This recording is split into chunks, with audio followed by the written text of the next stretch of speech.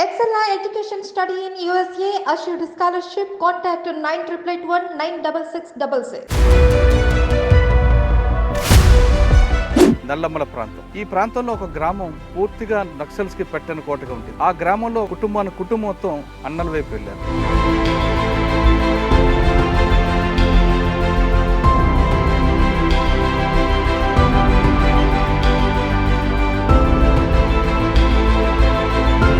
మొట్టమొదటి వ్యక్తి Nagireddy Panduranga Reddy alias Sagar alias Pratap.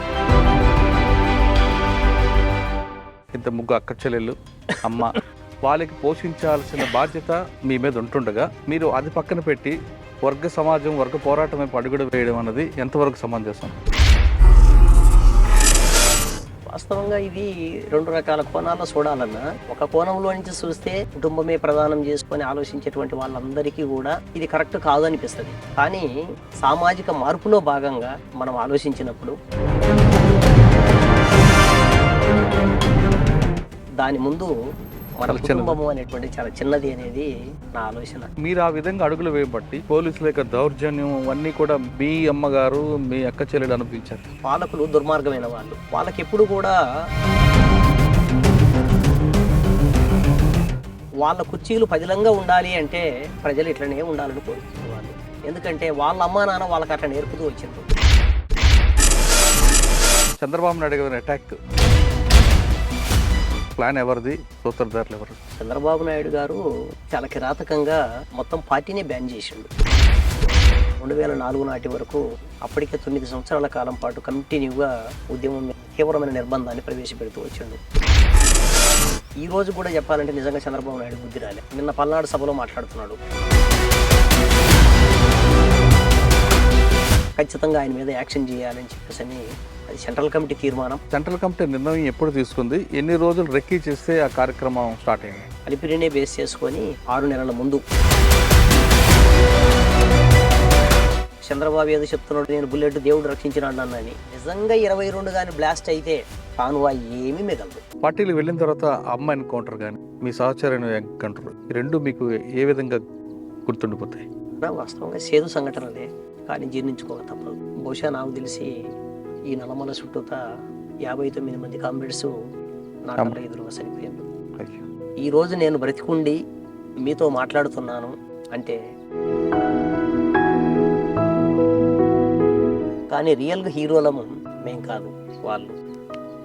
వాళ్ళ వీరత్వం లేకపోతే మేము ఉండే వాళ్ళం కాదు.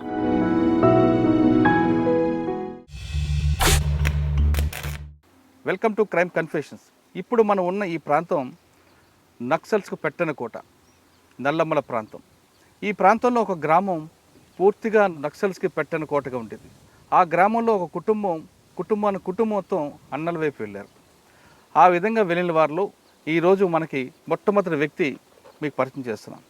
ఆయన పేరు నాగిరెడ్డి పాండురంగారెడ్డి అలియాస్ సాగర్ అలియాస్ ప్రతాప్. కుటుంబానికి పెద్ద కొడుకుగా ఉండాల్సిన ఆయన పార్టీ వైపు ఎందుకు వెళ్ళారు? అసలు అగ్రవర్ణాలకు చెందిన కుటుంబం నక్సల్స్ వైపు ఎందుకు చూసింది? వాళ్ళు వెళ్ళిన తర్వాత ప్రజల కోసం వాళ్ళు ఏం చేశారన్న విషయాలతో పాటు ఎందుకు బయటకు వచ్చారు, బయటకు వచ్చిన తర్వాత ఆయన జీవన శ్రమంతా ఏ విధంగా కొనసాగుతున్న విషయాన్ని పాండురంగారెడ్డి అలియాస్ ప్రతాప్ నాయుడు తెలుసుకుందాం. అన్న నమస్తే. నమస్తే అన్న. నాగిరెడ్డి అన్న పాండురంగారెడ్డి గారు అలియాస్ సాగర్ అలియాస్ ప్రతాప్ అన్న, మీ పేరు చెప్పగానే ముందు గుర్తుకొచ్చేది మీ ఊరు. గ్రామంలో మొత్తం మీ కుటుంబం మొత్తం కూడా వెళ్తుంది. అమ్మ, మీరు, చెల్లెళ్ళు అంతా కూడా. అంటే మీ ఊర్లో అప్పుడు పరిస్థితి, ఆ గ్రామంలో పరిస్థితి ఏ విధంగా ఉండేది? ఒకటి. రెండోది, సాధారణంగా బడుగు బలహీన వర్గాలు దళితులకు సంబంధించిన వాళ్ళే అటువైపు వెళ్తారు అనేది అప్పుడు ఒక వార్త ఉండేది. కానీ అగ్రవర్ణంలో పుట్టి మీరు వెళ్ళడం అనేది ఒక ప్రశ్నగా మిగులుతుంది. అంటే ఆ గ్రామంలో అంత దారుణ పరిస్థితులు ఉండేవా, లేదో భావజాల ప్రభావంతో అటువైపు వెళ్ళారా? మీరు వెళ్ళిందే కాకుండా అమ్మని చెల్లెల్ని అందరినీ పార్టీ వైపు తీసుకెళ్లారు. అంతలా మీకు పార్టీ ఆకర్షించిందా? అప్పుడున్న పరిస్థితుల ప్రభావంతో అటువైపు వెళ్ళారా? ఒకటి. రెండు, మీరు వెళ్ళిన తర్వాత చాలా కార్యక్రమాలు చేశారు ప్రజల కోసం. అప్పట్లో భూ పోరాటాలు అవ్వచ్చు, కరువు దాడులు అవ్వచ్చు చేస్తున్నాయి. అలిపిరిలో చంద్రబాబు నాయుడు మీద attack, Thakkadipalli Vasudevarao alias Ashanna alias శాసన్తో పాటు మీరు కూడా ఉండడం, అసలు ఆ రోజు ఏం జరిగింది? పార్టీకి వెళ్ళిన తర్వాత ఎంతకాలం పార్టీలో ఉన్నారు? పార్టీలో మీరు చేసిన కార్యక్రమాలు ఏంటి? పార్టీ ఆ విధంగా అప్పుడు ప్రభావితం చేయడంతో వెళ్ళిన తర్వాత ప్రభుత్వాలు కూడా కిందకు వచ్చాయనేది వాస్తవం. ప్రభుత్వాల కిందకు వచ్చి ప్రజలకు ఏ విధంగా సహాయపడింది, తర్వాత పార్టీ నుంచి ఎందుకు వచ్చారు, వచ్చిన తర్వాత ఏం చేస్తున్నారు, రెండు ప్రశ్నలకు సమాధానం చెప్పే ముందు పాండురంగారెడ్డి గారు అన్న ఎందుకు అడవిలోకి వెళ్ళారు? అన్న 1985 నాడు మన ఆంధ్రప్రదేశ్లో పీపుల్స్ వార్ పార్టీ అప్పుడప్పుడే అవతరించినటువంటి పరిస్థితి. అంటే తెలంగాణ సాయుధ పోరాటము, అంతకంటే మునుపు శ్రీకాకుళ పోరాటం ఇవన్నీ దాటుకుంటూ ముందుకు వచ్చిన తర్వాత పార్టీ తను చేసినటువంటి తప్పులను రివ్యూ చేసుకొని 1978లో పార్టీకి సంబంధించినటువంటి ఆత్మవిమర్శన రిపోర్టును ఒకదాన్ని తయారు చేసుకొని ఎత్తుగడల రీత్యా ఎటువంటి పద్ధతులు అనుసరించాలి అని చెప్పానని ఒక నూతనమైనటువంటి పద్ధతుల్లో 1981లో మన ఆంధ్రప్రదేశ్లో, ముఖ్యంగా అప్పుడు ఉమ్మడి ఆంధ్రప్రదేశ్, తెలంగాణ, ఆంధ్ర, పీపుల్స్ వార్ పార్టీగా సిపిఐ మావోయిస్టు అనేది లేదు, సిపిఐఎంఎల్ పీపుల్స్ వార్ పార్టీగా అవతరించి ఆర్గనైజేషన్లో భాగంగా మొదట తెలంగాణ ప్రాంతం, ఆ తర్వాత నల్లమల అడవిని ఆనుకొని ఉన్నటువంటి జిల్లాలు ఏవైతే ఉన్నాయో ఈ అన్ని జిల్లాల్లో కూడా ఆర్గనైజేషన్ అనేది పీపుల్స్ వార్ పార్టీ మొదలుపెట్టింది. అందులో భాగంగా ఆర్ఎస్యు అని చెప్పేసినటువంటి సంస్థ కూడా ఉండేది. దానికి అనుబంధంగా ముఖ్యంగా విద్యార్థి ఆర్గనైజేషన్ అది చూసేదంతా కూడా విద్యార్థులకు సంబంధించిన అనేక రకాల సమస్యలు తీసుకొని పనిచేస్తూ ఉండేది. సో నేను ఆ టైంలో 10వ తరగతి చదువుకుంటున్నట్టు కాలం, 10వ తరగతి చదువుకునేటువంటి నాటి పరిస్థితుల్లోనే స్కూల్లో ఉన్న టీచర్సు అనేక విషయాలు, సామాజిక సంబంధమైన అంశాలు కొన్ని మాట్లాడుతూ ఉండేవాళ్ళు. అట్లాగే మాది మధ్యతరగతి కుటుంబం. సహజంగానే మధ్యతరగతి కుటుంబం అనేటువంటిది ఒడిదుడుకులకు ఎదుర్కొంటూ ఉంటుంది సమాజంలో. అట్లా కొంత సమాజంలో ఎందుకు ఈ పరిస్థితి ఉంది అని చెప్పేసి అని ఒకవైపు నేను ఆలోచిస్తుండేవాడిని. సేమ్ టైంలో నేను చదువుకునేటప్పుడు కులమతాల వ్యత్యాసము అని చెప్పేసి అనేది నాది చిన్న ఏజీ అయినా కూడా నా కంటికి కళ్ళగారా కనపడుతూ ఉండేది. నా చుట్టుపక్కల ఉన్నటువంటి గ్రామాలలో చదువుకునేటువంటి పిల్లల మధ్య ఉన్నటువంటి యువక్షత ఇవన్నీ కూడా అర్థమవుతూ ఉండేవి. కానీ నాకు స్వభావరీత్యానే ఎందుకో మరి చిన్నప్పటి నుంచే అన్ని కులాల వారితో కలిసి ఉండడము, సాకలి, మంగలి, ఎస్సీ మిగతా వాళ్ళందరితో కలిసి భోంచేసే వాళ్ళం, కలిసి ఉండేవాళ్ళం, ఫ్రెండ్లీగా తిరిగే వాళ్ళం, ఇట్లా ఉండేది. క్రమంగా ఈ ఆర్ఎస్యు ఆర్గనైజేషన్ అనేటువంటిది ఎప్పుడైతే స్టార్ట్ అయిందో ఆర్ఎస్యుకు సంబంధించినటువంటి మా పార్టీ ఆర్గనైజర్ శంకరన్న అని ఉండేవాడు. మీకు అప్పుడు శంకరన్న ప్రభావం ఉందా? అట్లా శంకరన్న ఉండేవాడన్న. శంకరన్న దాంతోపాటు మన శలం అని మీరు చర్చల స్థలంలో చలం అని చెప్పి నేను ఉంటారు. శలం గారే మా ఆర్గనైజరు. శంకరన్న కంటే కూడా శలం గారు మాకు ఆర్గనైజరు. దళంలోనేమో శలం గారు ఉండేవారు, శంకరన్ననేమో మన ఆర్ఎస్యు ఆర్గనైజేషన్లో ఉండేవాడు. అట్లా ఆయన కొంత మంచి ప్రభావితమైనటువంటి అంశాలు చెప్పేవాడు. ఇంకా దీంతోపాటు గ్రామంలో సహజంగా మంది రైతువారి కుటుంబం అయినప్పటికీ పండిన పంటలకు రకరకాల పరిస్థితులు ఉండేటువంటి, తర్వాత సరైనటువంటి గిట్టుబాటు ధర లేకపోయి ఉండేది, తర్వాత విపరీతంగా ఫారెస్ట్ డిపార్ట్మెంట్ వాళ్ళ పెత్తనం నడిచేది. ఊరిపంచి గ్రామం మాది, ప్రకాశం జిల్లా అర్ధవీడు మండలం, లక్ష్మీపురం మా విలేజ్. ఈ లక్ష్మీపురం అనేటువంటి గ్రామంలో సాధారణమైనటువంటి సదుపాయాలు కూడా లేకపోయాయి. మంచి రోడ్డు లేదు, కరెంటు సదుపాయం లేదు, వాటర్ ట్యాంకులు లేవు, తాగునీటి సౌకర్యం లేదు, ఇవేవి కూడా లేవు మా గ్రామంలో. బహుశా అప్పటికి ఆ గ్రామ నిర్మాణం జరిగి ఒక 70 సంవత్సరాలు 60 సంవత్సరాల కాలం గడిచి ఉంటుంది.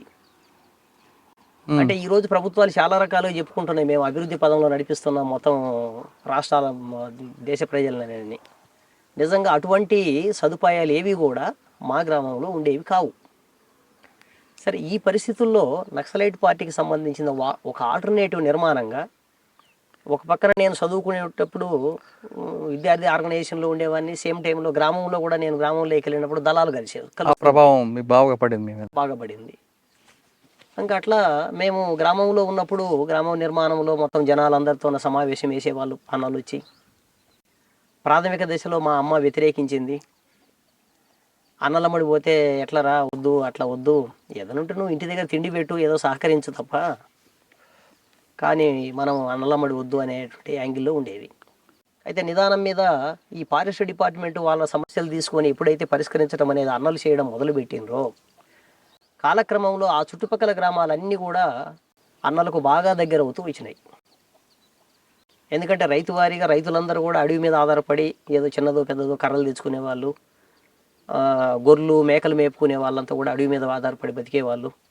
అట్లాగే గిట్టుబాటు సమస్యలు ఏదన్నా ఉన్నప్పుడు కూడా అన్నలో చెప్పుకునేవాళ్ళు.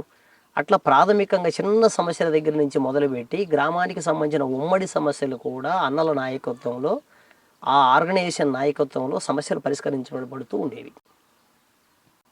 సో ఆ సమయంలో నా మనసు నాకేదో ప్రత్యక్షంగా నేను ఎదుర్కొంటున్న సమస్య అని చెప్పేసి అనేటువంటి కోణంలో నాకేమి లేకపోయినప్పటికీ, సమాజంలో ఒక మార్పు అనేటువంటి దాన్ని అన్నలు కోరుకుంటున్నారు కాబట్టి ఈ మార్పు అనేటువంటిది అవసరమే కదా, వాళ్ళు చేస్తున్న పోరాటాలు న్యాయమే కదా అనేటువంటి ఆలోచన నా మనసుకు తట్టింది. అటువైపు అడుగులు వేసిందా? అటువైపు కాలక్రమంలో నిదానం మీద అడుగులు వేస్తూ.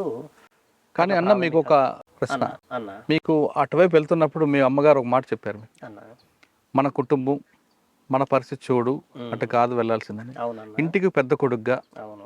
మీకు నాన్నగారు కొంచెం పరిస్థితి బాగాలేనప్పుడు ఇంటికి పెద్ద కొడుకు మీకు పెద్ద బాధ్యత ఉంది. అవును. ఇద్దరు ముగ్గురు అక్క చెల్లెళ్ళు, అమ్మ, వాళ్ళకి పోషించాల్సిన బాధ్యత మీ మీద ఉంటుండగా మీరు అది పక్కన పెట్టి వర్గ సమాజం, వర్గ పోరాటం వైపు అడుగుడు వేయడం అన్నది ఎంతవరకు సమంజసం అనుకోవచ్చు? వాస్తవంగా ఇది రెండు రకాల కోణాల్లో చూడాలన్నా, ఒక కోణంలో నుంచి చూస్తే కుటుంబ నేపథ్యము, కుటుంబమే ప్రధానం చేసుకొని ఆలోచించేటువంటి వాళ్ళందరికీ కూడా ఇది కరెక్ట్ కాదు అనిపిస్తుంది. కానీ ఆర్గనైజేషన్లో భాగంగా, ఒక ఉద్యమం, పెద్ద ఉద్యమంలో భాగంగా, సామాజిక మార్పులో భాగంగా మనం ఆలోచించినప్పుడు మన కుటుంబము కూడా 100 కుటుంబాలలో భాగము, దేశాలు లేదా రాష్ట్రాలు మొత్తం ప్రజలందరూ విముక్తి అవ్వాలి అనేటువంటి ఒక పెద్ద విశాలమైనటువంటి కాన్సెప్ట్ ఏదైతే ఉందో దాని ముందు మన కుటుంబము అనేటువంటి చాలా చిన్నది అనేది నా ఆలోచన. ఆ ఉద్దేశంతోనే ప్రజలందరి మార్పు కోసము, ప్రజలందరికీ సంబంధించినటువంటి జీవన మార్పు కోసం మనం కోరుకుంటూ, అంటే వాళ్ళు మారిస్తే వాళ్ళతో పాటు మన కుటుంబం కూడా కుటుంబం కూడా అంతో ఇంతో మారుతుంది కదా, అందులో నుంచి మనం చూడాలి తప్ప మనం ప్రత్యేకంగా చూడలేం కదా. కరెక్ట్, అది కూడా పాయింట్. పెద్ద కొడుకుగా పెద్ద కుటుంబాన్ని పోషించాల్సినటువంటి వ్యక్తి పక్కకు పోవడం అనేటువంటిది ఒక రకంగా ఇబ్బందికరమైన అంశమే. ఎందుకంటే మీరు వెళ్ళిన తర్వాత కుటుంబాలకు సంబంధించిన విషయాన్ని ఆలోచిస్తున్నప్పుడు తప్పు కాదని. కరెక్టే, మీ కోణంలో అది రైటే. కానీ మీరు ఆ విధంగా అడుగులు వేయబట్టి పోలీసుల యొక్క ఒత్తిడి, పోలీసుల యొక్క దౌర్జన్యం అన్నీ కూడా మీ అమ్మగారు, మీ అక్క చెల్లెలు అనిపించారు. అది రాజ్యహింసలో భాగమన్నా, పాలకులు దుర్మార్గమైన వాళ్ళు. వాళ్ళకి ఎప్పుడు కూడా వాళ్ళకు పదవులు కావాలి, కోట్ల రూపాయల డబ్బులు సంపాదించుకునేటువంటి అవకాశాలు ఉండాలి. నిరంతరం పెత్తందారులుగా గ్రామాల దగ్గర నుంచి మొదలుపెట్టి రాష్ట్ర ప్రభుత్వాలు, కేంద్ర ప్రభుత్వాల వరకు వాళ్ళ స్థాయిలలో వాళ్ళు ఉండాలి. వాళ్ళ కుర్చీలు పదిలంగా ఉండాలి అంటే ప్రజలు ఇట్లనే ఉండాలని కోరుకుంటారు వాళ్ళు. ఎందుకంటే వాళ్ళ అమ్మా నాన్న వాళ్ళకి అట్లా నేర్పుతూ వచ్చిండ్రు. సో నేనేమంటానంటే, నేను ఒక్కరిని కాదు, నిజంగా విప్లవం అవసరమైనటువంటి వాళ్ళు విప్లవోద్యమంలోకి పోయి పోరాడినా కూడా రాజ్యహింస అనేది తప్పడం లేదు. ప్రభుత్వాలు అనుసరిస్తున్నటువంటి తప్పుడు పద్ధతుల్లో, దుర్మార్గమైన పద్ధతుల్లో అది ఒక భాగం. రైట్. మీరు వెళ్ళారు పార్టీలోకి, ఒక లక్ష్యం కోసం వెళ్ళారు. ఆ లక్ష్యం నెరవేయడంలో ఎన్ని సంవత్సరాలు పట్టింది? మీరు సమస్యలు చూశారు, మీరు అగ్రవర్ణాలకు చెందిన వ్యక్తి అయినా సామాన్యులు ఎలాగున్నారు, అన్ని కులాలు మీకు సమానం అంటూ భావించి వెళ్ళారు. పార్టీలో కూడా పరిస్థితి వేరేగా ఉంది. అప్పుడు కొన్ని గ్రామాల్లో అయితే పార్టీకే పెద్దపేట ఉండేది. అవునన్నా. ఆ మూమెంట్లో మీరు వెళ్ళినప్పుడు గ్రామాలే పార్టీ ఉన్నాయి. పార్టీకి పూర్తి పట్టున్న గ్రామాలు కొన్ని వేల గ్రామాలు ఉన్నాయి. అవునన్నా. ఆ సమయంలో మీరు వెళ్ళిన తర్వాత మీరు అనుకున్న లక్ష్యం నెరవేరే దిశకు వెళ్ళారా? అన్న, నాకు తెలిసి ఈ పశ్చిమ ప్రకాశం కాదు,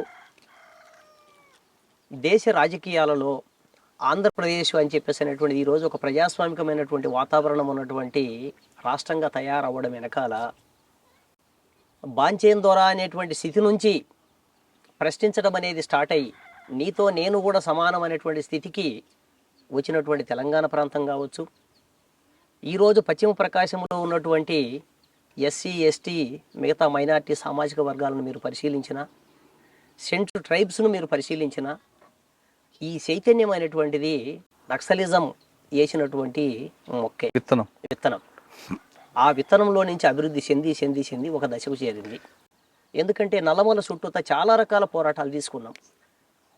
కూలి పెంపుదలకు సంబంధించిన పోరాటాల దగ్గర నుంచి మొదలుపెట్టి రాజ్యాధికారంలో మాకు సమభాగం కావాలి అని దగ్గర వరకు ప్రతి అంశం మీద మన పోరాటం నడిచింది. అంత పోరాటాలతో వచ్చిన ప్రకాశం జిల్లాలోకి వచ్చిన పార్టీ అంత త్వరగా ఎందుకు వెళ్ళిపోయిందండి వెనక్కి? ఇక్కడ మనం అర్థం చేసుకోవాల్సింది పార్టీ ఓడిపోయింది కాదు, పార్టీ భావజాలం ఓడిపోవడం కాదు, ప్రజలు ఓడిపోయారు, రాజ్యము ప్రజలు కూడా ఓడిపోవడం కాదు. రాజ్యం అనేటువంటిది దుర్మార్గమైన పద్ధతుల్లో ఆయుధాలతోన, పోలీసు బలంతోన ఇక్కడ ఉన్నటువంటి పోరాటాలను అణిసివేసింది. ఆర్గనైజేషన్లు తాత్కాలికలు లేకుండా చేసింది. వాళ్ళు ఎత్తుగడల రీత్యా వేరు వేరు ప్రాంతాలలో ఈరోజు ఆర్గనైజేషన్ స్టార్ట్ చేసుకొని భారతదేశంలో ఒకప్పుడు నల్లమల ప్రాంతానికి పరిమితమైన ఉన్నటువంటి నక్సలైట్ పార్టీ లేదా మావోయిస్ట్ పార్టీ ఈరోజు అంతర్జాతీయంగా భారతదేశంలో అనేక ప్రాంతాలలో ఉంది. అయితే ఇది ముందడుగేస్తుందా వెనకడుగేస్తుందా, తాత్కాలికంగా కొంత బ్రేకు అవుట్ అవుతుందా అని చెప్పేసి అనేది మనం ఊహించి చెప్పలేము. అట్లా రెండు వర్గాల మధ్య ఒక పెద్ద యుద్ధం జరుగుతున్నప్పుడు ఈ యుద్ధంలో ఏది గెలుస్తుంది అని చెప్పేసి అంటే సాధారణంగా రాజ్యం చేతిలోనే మొత్తం ఆయుధ బలము, అంగబలము, అన్ని రకాల బలాలు ఉన్నాయి. ప్రజలు స్వతంత్రంగా వాళ్ళు ముందుకు వచ్చి ఆయుధాలు పట్టుకొని ప్రభుత్వాలకు వ్యతిరేకంగా పోరాటం చేస్తున్నటువంటి పరిస్థితి మనకు అనేక ప్రాంతాల్లో కనబడుతుంది. మన ఇండియాలో, మన ఆంధ్రప్రదేశ్లో కాదు, ఇంటర్నేషనల్గా మొత్తం అంతర్జాతీయ స్థాయిలో అనేక దేశాలలో అనేక పోరాటాలు జరుగుతున్నప్పుడు దుర్మార్గమైన ప్రభుత్వాలు అనేక పద్ధతులు అణిచివేత గురి చేస్తున్నాయి. తాత్కాలికంగా ఆ పోరాటాలు మనకి ఎక్కడ కంటికి కనపడకుండా కూడా పార్టీ అప్పుడు బుల్లెట్ ద్వారానే రాజ్యం సాధించదు పార్టీ నమ్ముతుంది, కానీ ప్రభుత్వాలు బ్యాలెట్ ద్వారా సాధించవచ్చు అంటూ ప్రభుత్వం అంటది. కానీ పార్టీ నేపాల్లో లాంటి దేశంలో లాగా బ్యాలెట్ ద్వారా ఎందుకు రాకూడదు? అంటే మావోయిస్టు పార్టీ ఆర్గనైజేషన్ వాళ్ళ ఐడియాలజీ ప్రకారము భారతదేశంలో ఉన్నటువంటి ఇక్కడ ఉన్నటువంటి ఫ్యూడలిజం, ఇక్కడ ఉన్నటువంటి నయా ఫ్యూడలిజం, ఇక్కడ ఉన్నటువంటి దళారీ వర్గం ఏదైతే ఉందో ఈ మూడు వర్గాలు ప్రజా వ్యతిరేకమైనటువంటి వర్గాలుగా పరిగణించబడుతూ ఆ పార్టీ చెప్తుంది. బుల్లెట్ ద్వారా కాకుండా బ్యాలెట్ ద్వారా సాధ్యం కాదు అని చెప్పేసి అనేది నక్సలైట్ పార్టీ ఇప్పటికి కూడా నమ్ముతుంది, మావోయిస్ట్ పార్టీ. కానీ దీర్ఘకాల యుద్ధం ద్వారా సాధించవచ్చు అంటూ పార్టీ అంటది. కానీ దీర్ఘకాల యుద్ధం ద్వారా చేసేంత ఓపిక ఉన్న ఐడియాలజీతో ఉన్న వాళ్ళు ఎవరైనా ఉన్నారు ఇప్పుడు? ఉన్నారు కదా, ఉన్నారు కాబట్టి కదా పార్టీ నడుస్తుంది. ప్రతి మనిషికి ఒక కాలం ఉంటుంది. ఆ కాలంలో అతను చేయగలిగిన మేరకు చేస్తూ ఉంటాడు వాళ్ళ కృషివంతుగా. దగ్గర ఇప్పటికీ బహుశా నాకు తెలిసి ఈ నాగరిక సమాజంలోకి మనం వచ్చి ఈరోజు ఇన్ని విషయాలు, ప్రజాస్వామికమైన అనేక విషయాలు మాట్లాడుకుంటున్నాం. ఈ స్థితికి మనం రావడానికి ఎంతకాలం బట్టి ఉండొచ్చు? అవును, ఎన్ని పోరాటాల యొక్క ఫలితం కావచ్చు ఇది. బ్రిటిష్ వ్యతిరేక పోరాటంలో ఆనాటి కాలంలో మనలాగే అనుకోని ఉంటే బ్రిటిష్ గవర్నమెంట్ ఉండేది అనుకోవచ్చు. ఈరోజు సామ్రాజ్యవాద పరిపాలన అనేటువంటిది ప్రత్యక్షంగా లేకపోయినా పరోక్షంగా అనేక రూపాలలో మొత్తం ప్రపంచమంతా ఆవరించింది.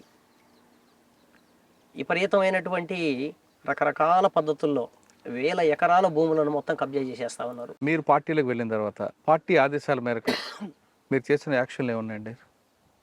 మొట్టమొదటి చెప్పండి. నేను పార్టీకి సంబంధించిన ఆర్గనైజేషన్లో భాగంగా దగ్గర 24 సంవత్సరాల పాటు ఉద్యమంతో పాటు నేను నడిచిన.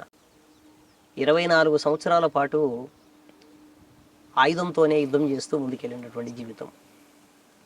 పార్టీ తీసుకున్నటువంటి ప్రతి నిర్ణయంలో కొద్ది కుడియడమల్లో అందుబాటులో లేకపోయిన సందర్భం తప్ప అంటే నల్లమల ప్రాంతంలో జరిగిన ప్రతి సంఘటన వరకు మీరు ఉన్నారు. ప్రతి సంఘటనలో దాదాపు నేనున్నా.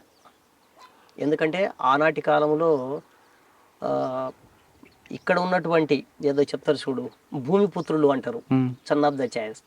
భూమిపుత్రులుగా ఇక్కడే పుట్టి, ఇక్కడే పెరిగి, ఇక్కడే లీడర్గా ఎదిగి పార్టీలో ఒక ఆర్గనైజేషన్లో టాప్ లీడర్ స్థాయికి వెళ్ళినటువంటి వ్యక్తులలో బహుశా ప్రకాశం జిల్లాలో నేను ఒకరిని. మీకు సమకాలీకులు ఎవరు అప్పట్లో?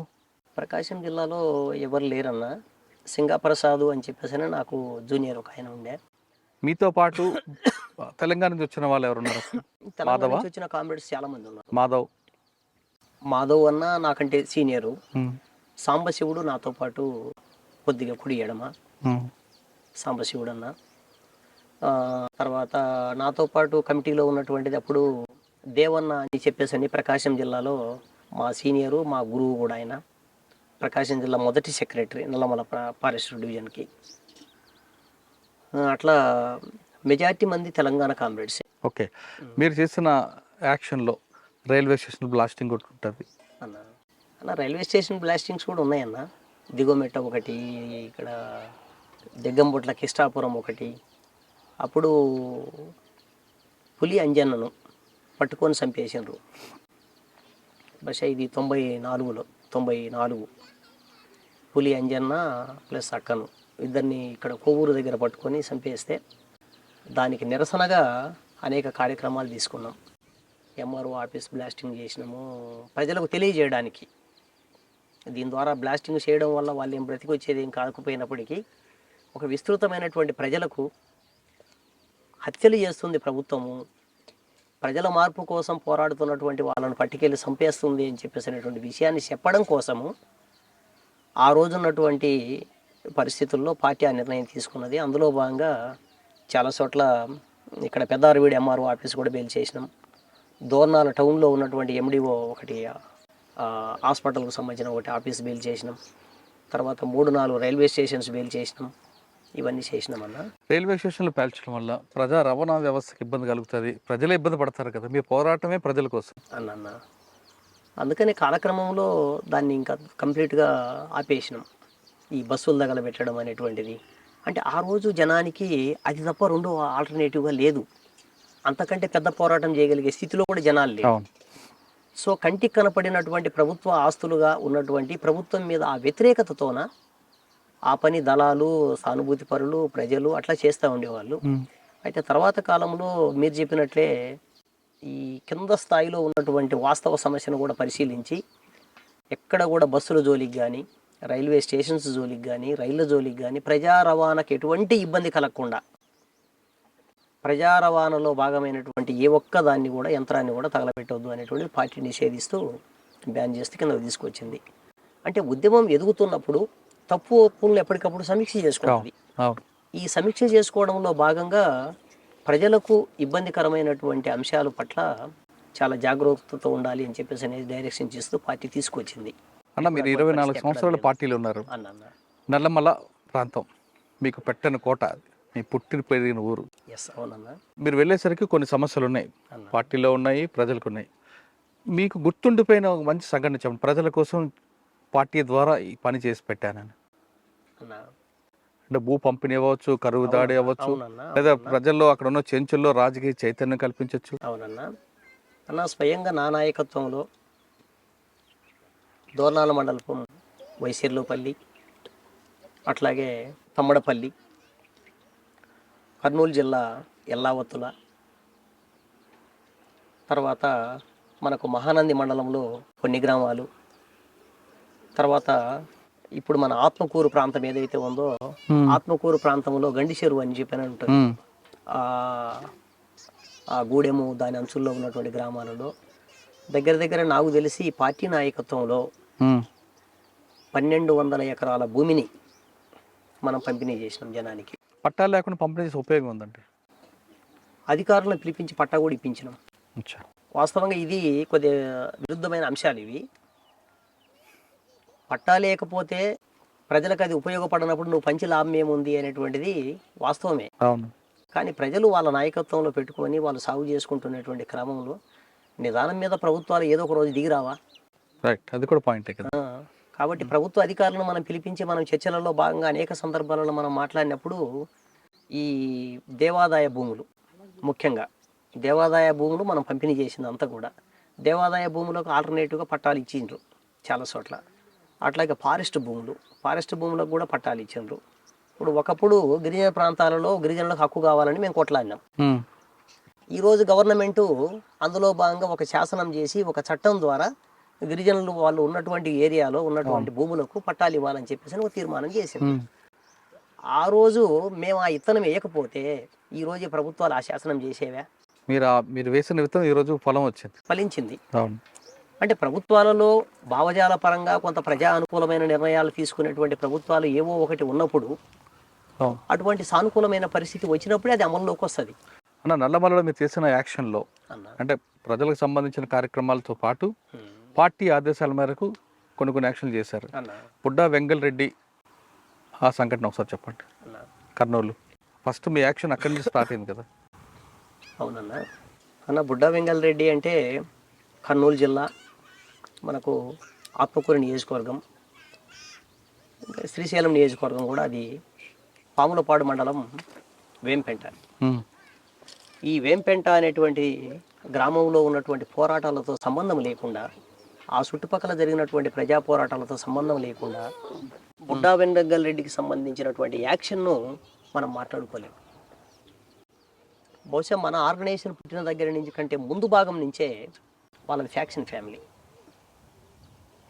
దీనికి ఒక ఉదాహరణ వాళ్ళు ఏం చెప్తారు అని చెప్పానంటే, ఏ గ్రామంలోనైనా వాళ్ళకు వ్యతిరేకంగా మాట్లాడితే వాడిని చంపడం, తీసుకెళ్ళి ఆ ఏట్లో పడేయడం.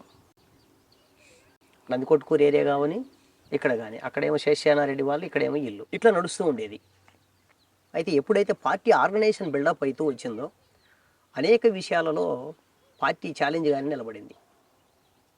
అందులో వాళ్ళకు బాగా ఇబ్బందికరమైనటువంటి అంశం గ్రామ కాట. కర్నూలు జిల్లాలో మసూలు అంటారు.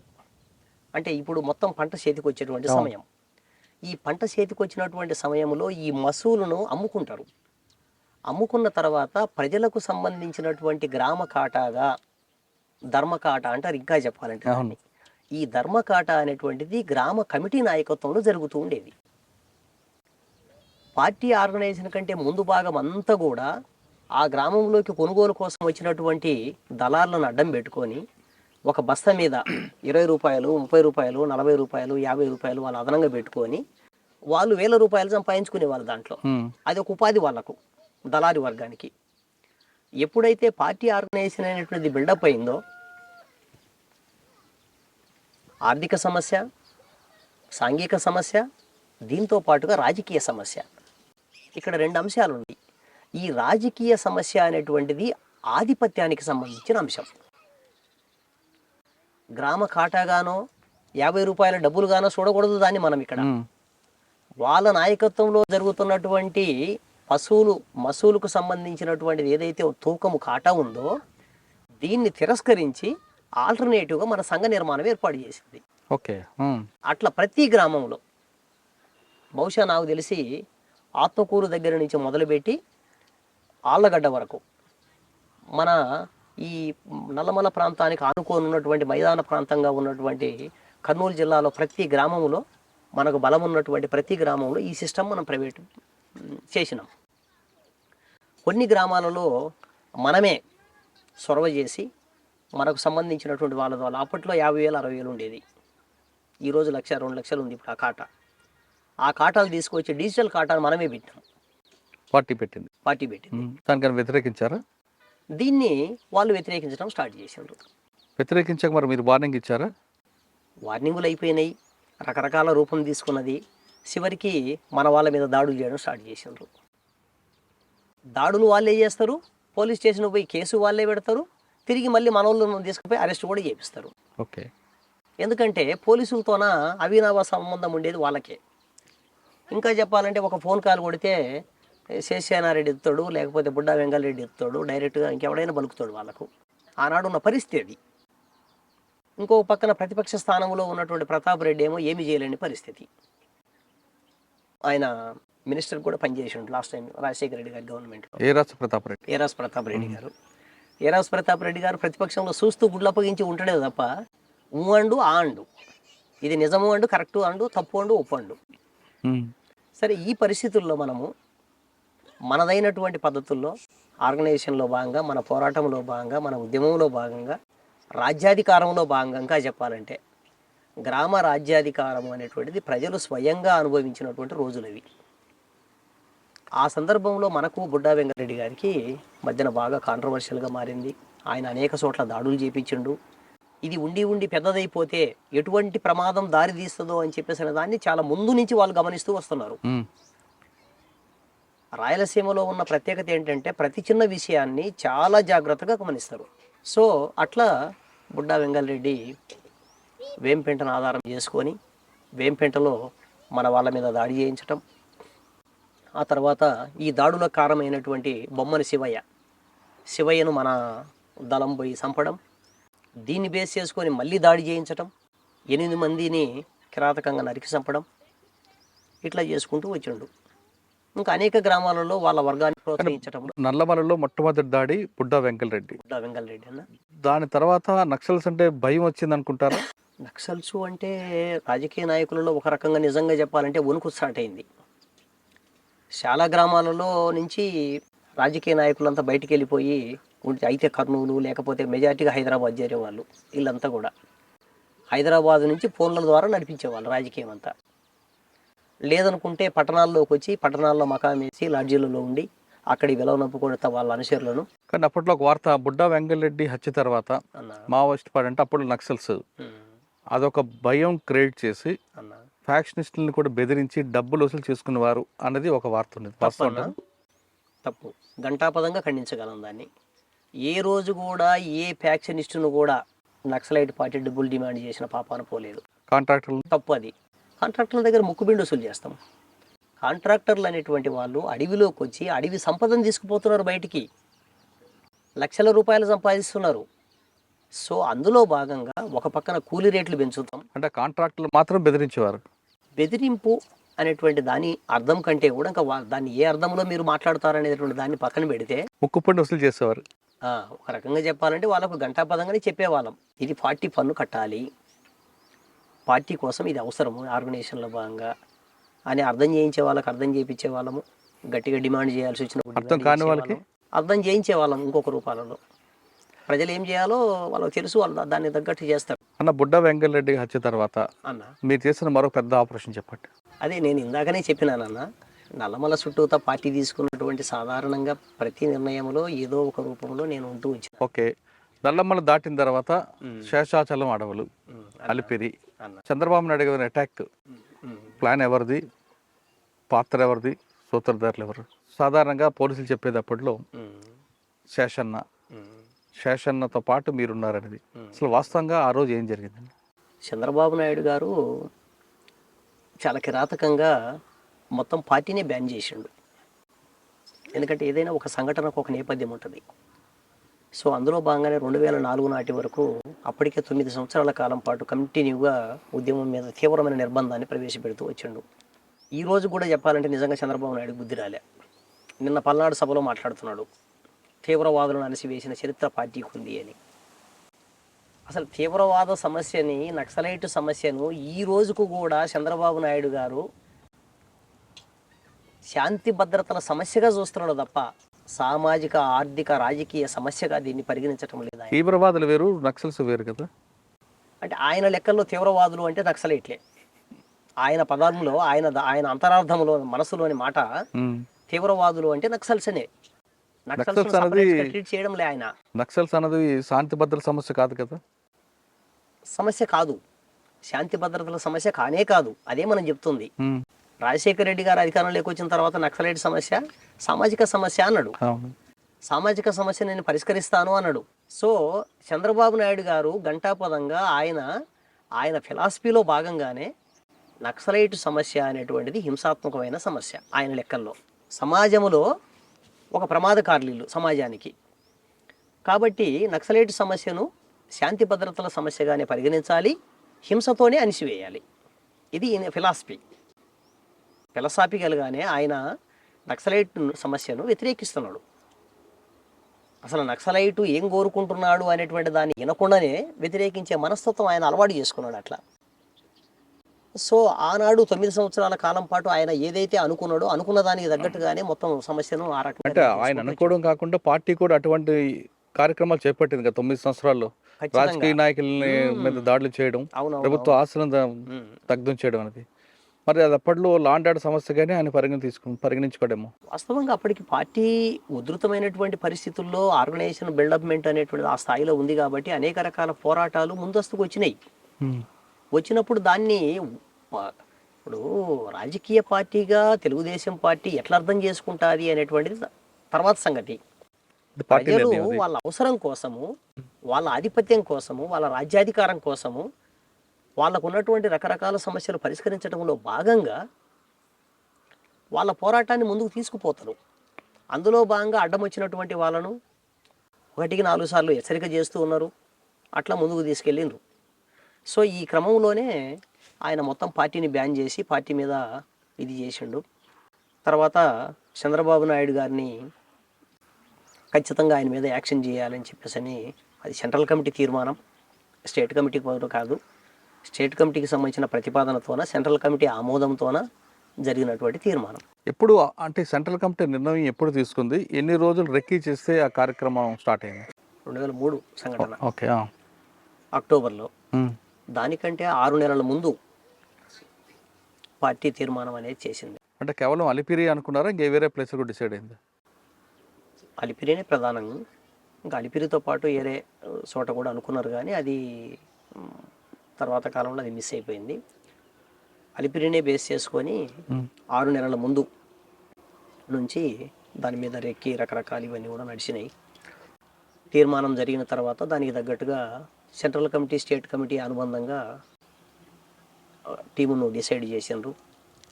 అందులో ఒక 6 మందితో కూడినటువంటి టీము. వాళ్ళు ఏదో పేర్లలో అలిపిరికి సంబంధించిన కేసులలో చాలా మందిని చూపించుకుంటూ దగ్గర 32 మందిని ఎంతమందిని చూపించుకుంటూ వచ్చిండ్రు, కానీ అది ఎంత ఒట్టి మాటలు. కేవలం దాంట్లో పార్టిసిపేట్ చేసింది కేవలం 8 మంది మాత్రమే. ఆ 8 మందికి సంబంధించినటువంటి వాళ్ళల్లో ఒకళ్ళం. అన్న, అప్పటి వరకు మద్దు పాత్రలకే పరిమితమైన మావోయిస్ట్ పార్టీ అన్న ఒక్కసారి క్లైమర్ మైన్స్ పెట్టడం వెనక వ్యూహం ఎవరిది? క్లేమోర్ మైన్స్ పెట్టడం అనేటువంటిది ఇంకా మన పార్టీ లోపల ఉన్నటువంటి ఇంజనీర్స్ డెవలప్ చేసిండ్రన్న. ముఖ్యంగా మీకు తెలియంది ఏముంది, ఆనాడు మన పార్టీ అభివృద్ధిలో భాగంగా, ముఖ్యంగా వెపన్స్ అభివృద్ధిలో భాగంగా డైరెక్షనల్ మైన్స్, ఈ క్లేమోర్ మైన్స్ ఏవైతే ఉన్నాయో దీన్ని కూడా ఒకటి ముందుకు తీసుకొచ్చిండ్రు. ముఖ్యంగా మన ఇంజనీరింగ్ టీం, అంటే ఈరోజు మనకు మన టెక్నీషియన్, మన మదన్న, వీళ్ళందరూ కూడా కీలకమైన పాత్ర పోషించిన వాళ్ళే. ఇది ఇటువంటి వాటి డెవలప్మెంట్ అభివృద్ధిలో. ఇంప్లిమెంటేషన్ అనేటువంటిది అంతర్గతంగా పార్టీకి సంబంధించిన ఆర్గనైజేషన్లో రహస్యమైనటువంటి టీం ఉండేది. ఆ రహస్యమైన టీము అనేటువంటిది ఇంప్లిమెంటేషన్ చేసేది. 6 నెలలు రెక్కి వేసిన తర్వాత కూడా ఎందుకు ఫెయిల్ అయిందండి? వాస్తవంగా అది ఫెయిల్యూర్ కాదు, అది విజయమే. ఎందుకు విజయం అంటున్నానంటే 6 నెలల రెక్కి 100% సక్సెస్ అయింది. పేల్చిన వ్యక్తి ఫెయిల్ కాలేదు. ఏదైతే డైరెక్షనల్ మైన్స్ అని చెప్పేసి దానికి అంటే ఎంత కెపాసిటీ వేస్తే ఎంత ఏ రకమైనటువంటి పద్ధతుల్లో డైరెక్షన్లో వెళ్తుంది, అది ఎంత తీవ్రంగా ప్రభావితం చేస్తుంది అని చెప్పేసి అనేటువంటి అనాలిసిస్ కూడా 100కి 100% కరెక్ట్. కానీ ఫెయిల్యూర్ ఎక్కడ ఉంది అంటే మనం అనుకున్న టైంకు ఆయన ప్రోగ్రామ్ ఫిక్స్ అవ్వలే. సో కొంత టైం గడిచిపోయింది. మధ్యన ఏమైందంటే ప్రకృతి నుంచి విపరీతంగా వర్షం పడింది. ఈ వర్షం పడడం వల్ల ప్లస్ మైనస్ మనము సీరియల్ కనెక్షన్స్, సింగిల్ కనెక్షన్స్ విడివిడిగా ఇస్తాం. దీంట్లో డిఫాల్ట్ అయింది. డిఫాల్ట్ అవ్వడం వల్ల పేలినటువంటి క్లేమోర్స్ కేవలం 8 మాత్రమే పేలినాయి. మనం ఎన్ని బిగించినాం? దగ్గర 22 దగ్గర బిగించినాం. నిజంగా 22 కానీ బ్లాస్ట్ అయితే కాన్వాయ్ ఏమీ మిగలదు, అస్సలు మిగలదు. చంద్రబాబు ఏదో చెప్తున్నాడు, నేను బుల్లెట్ దేవుడు రక్షించినాడు అన్నని. దేవుడు రక్షించటం కాదు, ప్రకృతి రక్షించింది. ప్రకృతి దేవుడే కదా. అదే మీరు ఎంతలే చెప్తారు అంటే ఆయన అర్థంలో వెంకటేశ్వర స్వామి దేవుడు అని చెప్పి అనుకుంటున్నాడు. కానీ నిజమేంటంటే వర్షం పడ్డది. ఆ వర్షం పడడం వల్ల ఆ క్లైమోర్స్ కొన్ని ఫెయిల్ అయినాయి. అంటే అదొక రీజన్ అవ్వచ్చు. కానీ పోలీసు వైపు నుంచి ఏం చెప్తున్నారంటే కార్లు ఆ రోజు కాన్వాయ్ జిగ్జాగ్ ఒకదాని ఒకటి ముందు రావడం అన్నది వల్ల చంద్రబాబు కారు కొంచెం ముందుకు వెళ్ళింది, తర్వాత కాదు బ్లాస్ట్ అయింది అని అంటారు. 100% మన రెక్కి మనకు సంబంధించినటువంటి ఇన్ఫర్మేషను పక్కా పక్కన ఉన్నది. దాంట్లో ఎక్కడా ఫెయిలర్ లేదు. చంద్రబాబు నాయుడు గారు ఎన్ని జిమ్మికులు చేసి, వాళ్ళు ఎన్ని జిగ్జాగులు చేసినా, వాళ్ళు ఎన్ని ప్లాన్లు చేసినా, అదే కాన్వాయిలో మన వాళ్ళు ఉన్నారు. అదే కాన్వాయిలో మన వాళ్ళు ఉన్నారు. టీడీపీ జెండాలు పట్టుకొని మన కార్యకర్తలు ఉన్నారు. Very clear.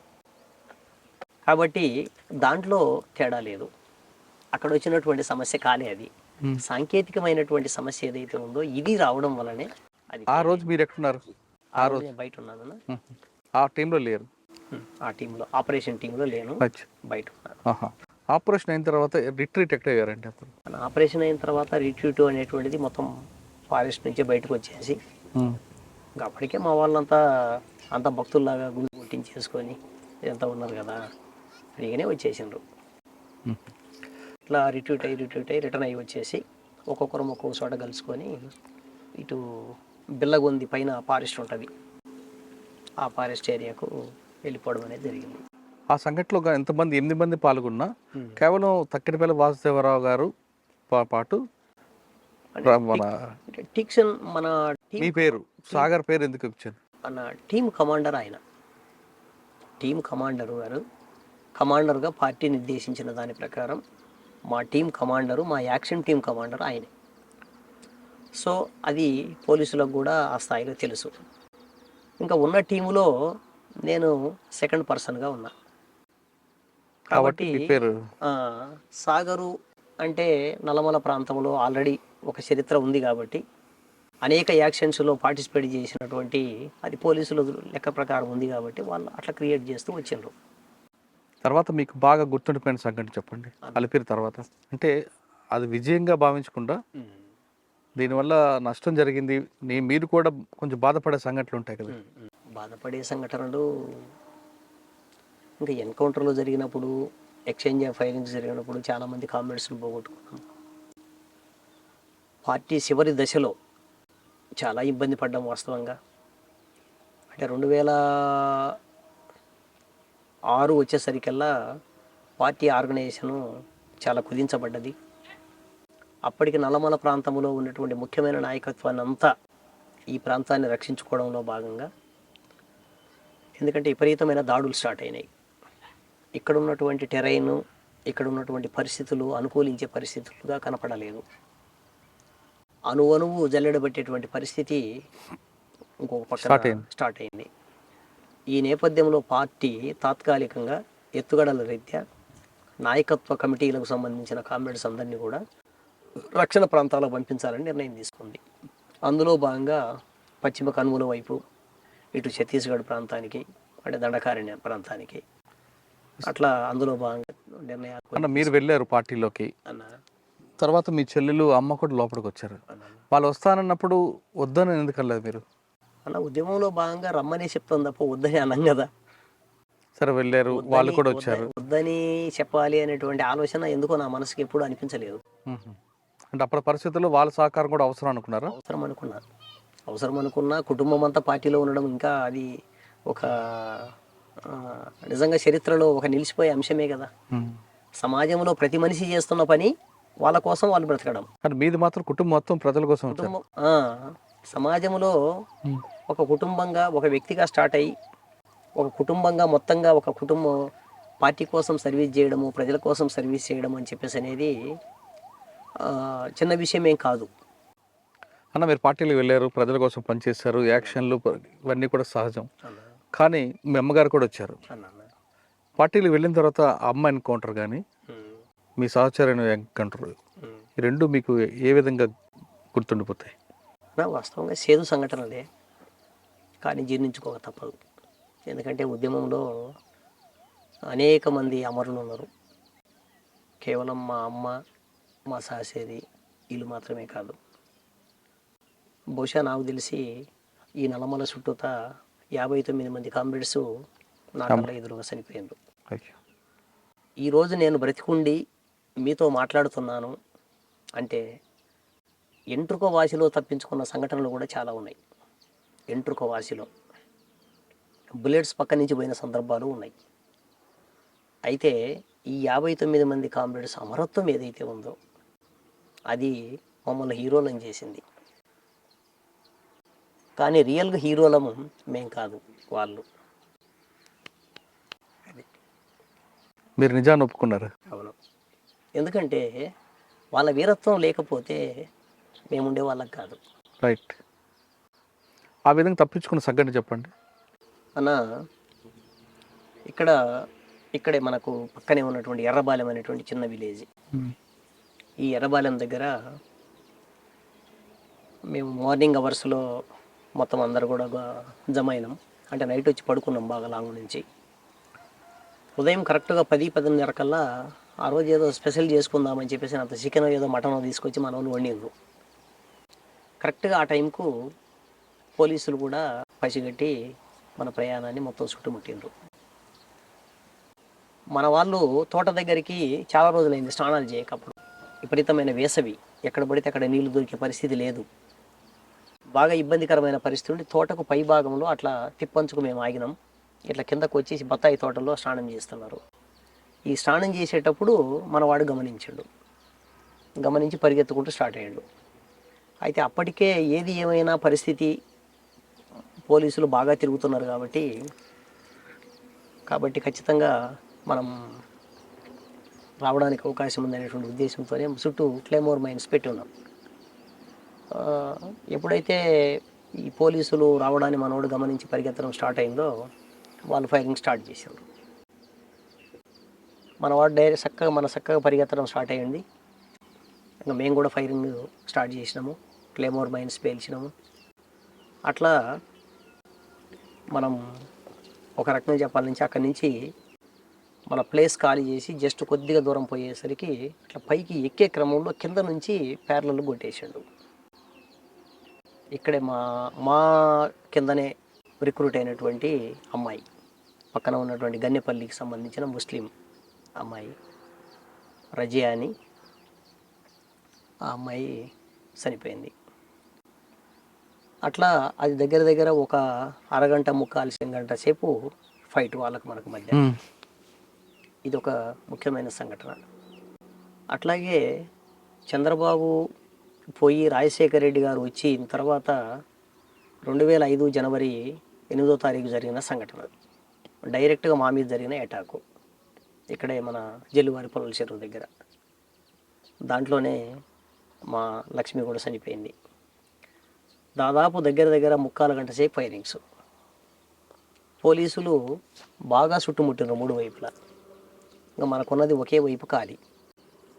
ఈ ఖాళీలోనే మనం పడుకొని కొంత క్రావలింగ్ చేసుకుంటూ అట్లా ఆ గట్లు దాటుకుంటూ ముందుకెళ్ళిన తర్వాత అక్కడి వరకు మనం మంచి రిటాలియేషన్ ఇచ్చినాం. మన దగ్గర యామినేషన్ కూడా తక్కువ ఉంది. సో వాళ్ళ దగ్గర ఉన్నటువంటి యామినేషను, వాళ్ళ బలగాలు మామూలుగా ఏమి లేవు. దగ్గర 3 అంచెలుగా వాడు చుట్టుముట్టిండు. అయినా మనం ఒక రకంగా చెప్పాలంటే దాంట్లోంచి దాటుకొని అవతలికి వెళ్ళినాం. జస్ట్ అక్కడ కాలువలోకి దిగి తిరిగి మళ్ళీ మనం ఎక్కేటప్పుడు వాడు ఆటో ఫైర్ స్టార్ట్ చేసిండు. ఆ ఆటో ఫైరింగ్లో మా సహచరి లక్ష్మి చనిపోవడం జరిగింది. ఇంకా ఆమెను తీసుకొని వెళ్ళలేని పరిస్థితి. అక్కడే వదిలేసి ఆమె దగ్గర ఉన్నటువంటి వెపన్ తీసుకొని మేము మళ్ళీ టీమ్గా బయలుదేరినాం 10 మందిని. అంటే మీ కళ్ళ ముందే మీ సహచరుని కోల్పోయారు. సరిపోయినాము. అంటే మీకు నల్లమలలో బాగా టఫ్ ఇచ్చిన పోలీస్ ఆఫీసర్ చాలామంది చేశారు, కానీ బాగా ఈ ఆఫీసర్ నుండి పార్టీకి నష్టం జరిగింది అని భావించే ఆఫీసర్ ఎవరున్నారా? సాధారణంగా నా లెక్కల ప్రకారం అయితే ఆయన ఈ మధ్య కాలంలో ఇచ్చిన ఇంటర్వ్యూలో భాగంగా నేను ఈరోజు అది చూసిన, జిత్తులు ఉండాలి జిత్తులు ఉండాలి అంటాడు. వాస్తవంగా ఎత్తులు జిత్తులు అనేటువంటిది పార్టీలో 2 వైపులు 2 వర్గాలు ఇస్తాయి. ఒక పోలీసు ఆఫీసర్గా ఒక ఆపరేషన్ సక్సెస్ చేయడంలో చెప్పుకోదగ్గ వ్యక్తే ఆయన స్థాయిలో ఆయన. యాక్చువల్గా ఇక్కడ నేను చూడదగ్గ అంశం ఏంటిది అంటే, మరి వీళ్ళు ఐఏఎస్, ఐపీఎస్లు, ఐఆర్ఎస్లు చేస్తున్నారు, పెద్ద చదువులు చదువుకుంటున్నారు. చాలా చట్టాల గురించి నాకంటే లేకపోతే మిగిలినటువంటి ఎస్పీ గారికో లేకపోతే ఆఫీసర్స్కో తెలియవని నేను అనుకోను. వాళ్ళకున్న జ్ఞానం అంతా ఏ పక్కన ఉపయోగిస్తున్నారు, ఎవరికి బంటుల్లాగా పనిచేస్తున్నారు అనేటువంటి ఆలోచన వాళ్ళ మొత్తం జీవిత కాలంలో డ్యూటీ అనే పేరుతో దుర్మార్గమైన చర్యలు కొడిగడుతున్నాం అనేటువంటి ఆలోచన ఒక్కసారి కూడా రాకపోవడం అనేది ఈ రాజ్యంలో ఉన్నటువంటి అధికార యంత్రాంగానికి ఒక రకంగా చెప్పాలంటే ఒక దుర్మార్గమైన అంశం. మీరు అదే వ్యక్తితో ఒకరోజు ఫోన్లో నువ్వెంత అంటే నువ్వెంత అనుకున్నారట కదా? నిజమేనన్నా, ఏం జరిగిందండి ఆ రోజు? నిజమే. ఎందుకంటే అప్పుడు బాగా నిర్బంధం నడుస్తుంది. ఆయనే ఇక్కడ ఓఎస్డీగా ఉన్నాడు. ఆయన నాయకత్వంలోనే అనేక రకాల కార్యక్రమాలు చర్యలు నడుస్తున్నాయి. నేను అమ్మ సంఘటన జరిగి ఉన్నది, అమ్మ చనిపోయిన కొంతకాలం తర్వాత అనుకుంటా. మీ అమ్మగారు చనిపోయింది ఇంట్లో ఎన్కౌంటర్లో, అన్న ఆయన పాత్ర ఉందని మీకు అనుమానమా? ఇంకా ఆయన పాత్ర ఉందా లేదా అనేటువంటిది స్పష్టంగా నాకు తెలియదు. ఎస్ఐబి వాళ్ళు అరెస్ట్ చేసిండ్రు.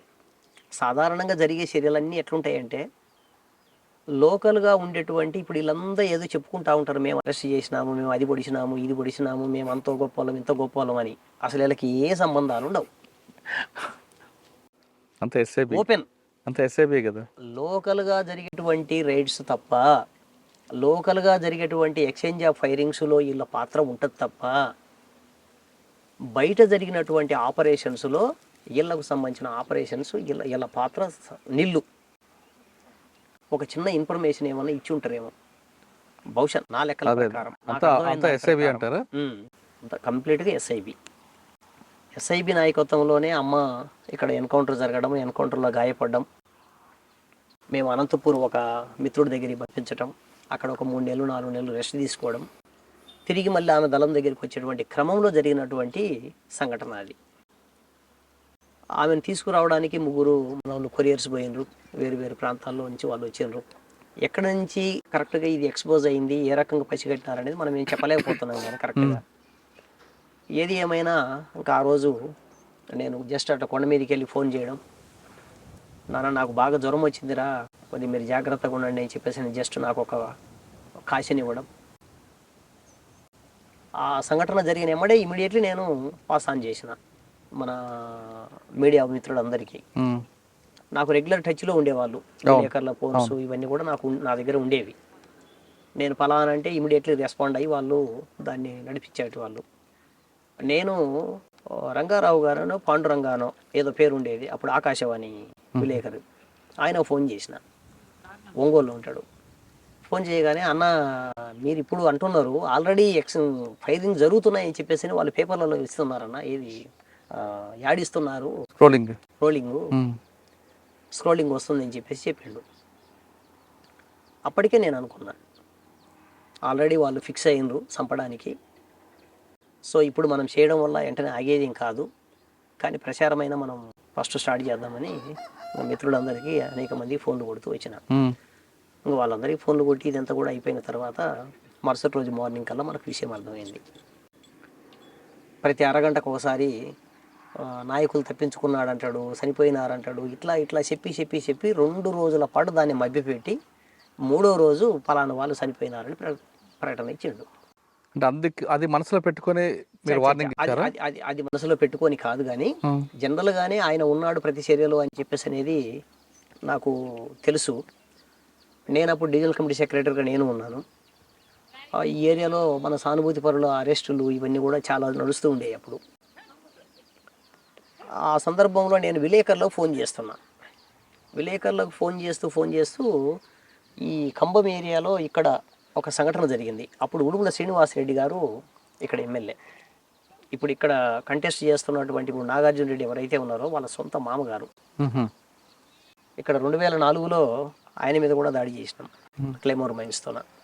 వాస్తవంగా ఆయన ఏమి చంపడం కోసం దాడి చేయలే, చంపడం కోసం దాడి అని చెప్పేసి అనేటువంటిది ఇంకొక రూపంలో ఉండేది.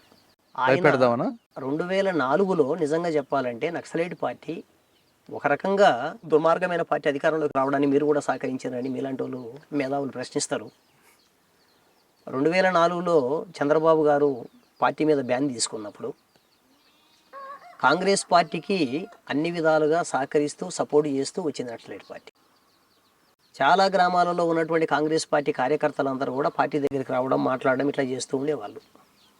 సో ఈ చుట్టుపక్కల ఉన్నటువంటి కాంగ్రెస్ పార్టీ తరఫున పోటీ చేసినటువంటి ప్రతి ఎమ్మెల్యే ఆ రోజు గెలిచిండు 2004లో. పగడాల రామయ్య కావచ్చు, ఇక్కడ ఉడుమల శ్రీనివాసరెడ్డి కావచ్చు, అక్కడ ఆయన ఎవరు డేవిడ్ రాజు ఎవరో, ఓకే. వీళ్ళందరూ కూడా. అందులో ఉడుమల శ్రీనివాసరెడ్డి ఒకడు.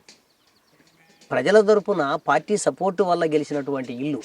ఎందుకంటే ఆ రోజు తెలుగుదేశం పార్టీని కనీసం ప్రచారానికి కూడా రానివ్వలేదన్న మనం. ప్రచార కార్యక్రమాన్ని నిర్వహించుకోవడానికి కూడా లోపలికి రాలే వాళ్ళు ఎక్కడ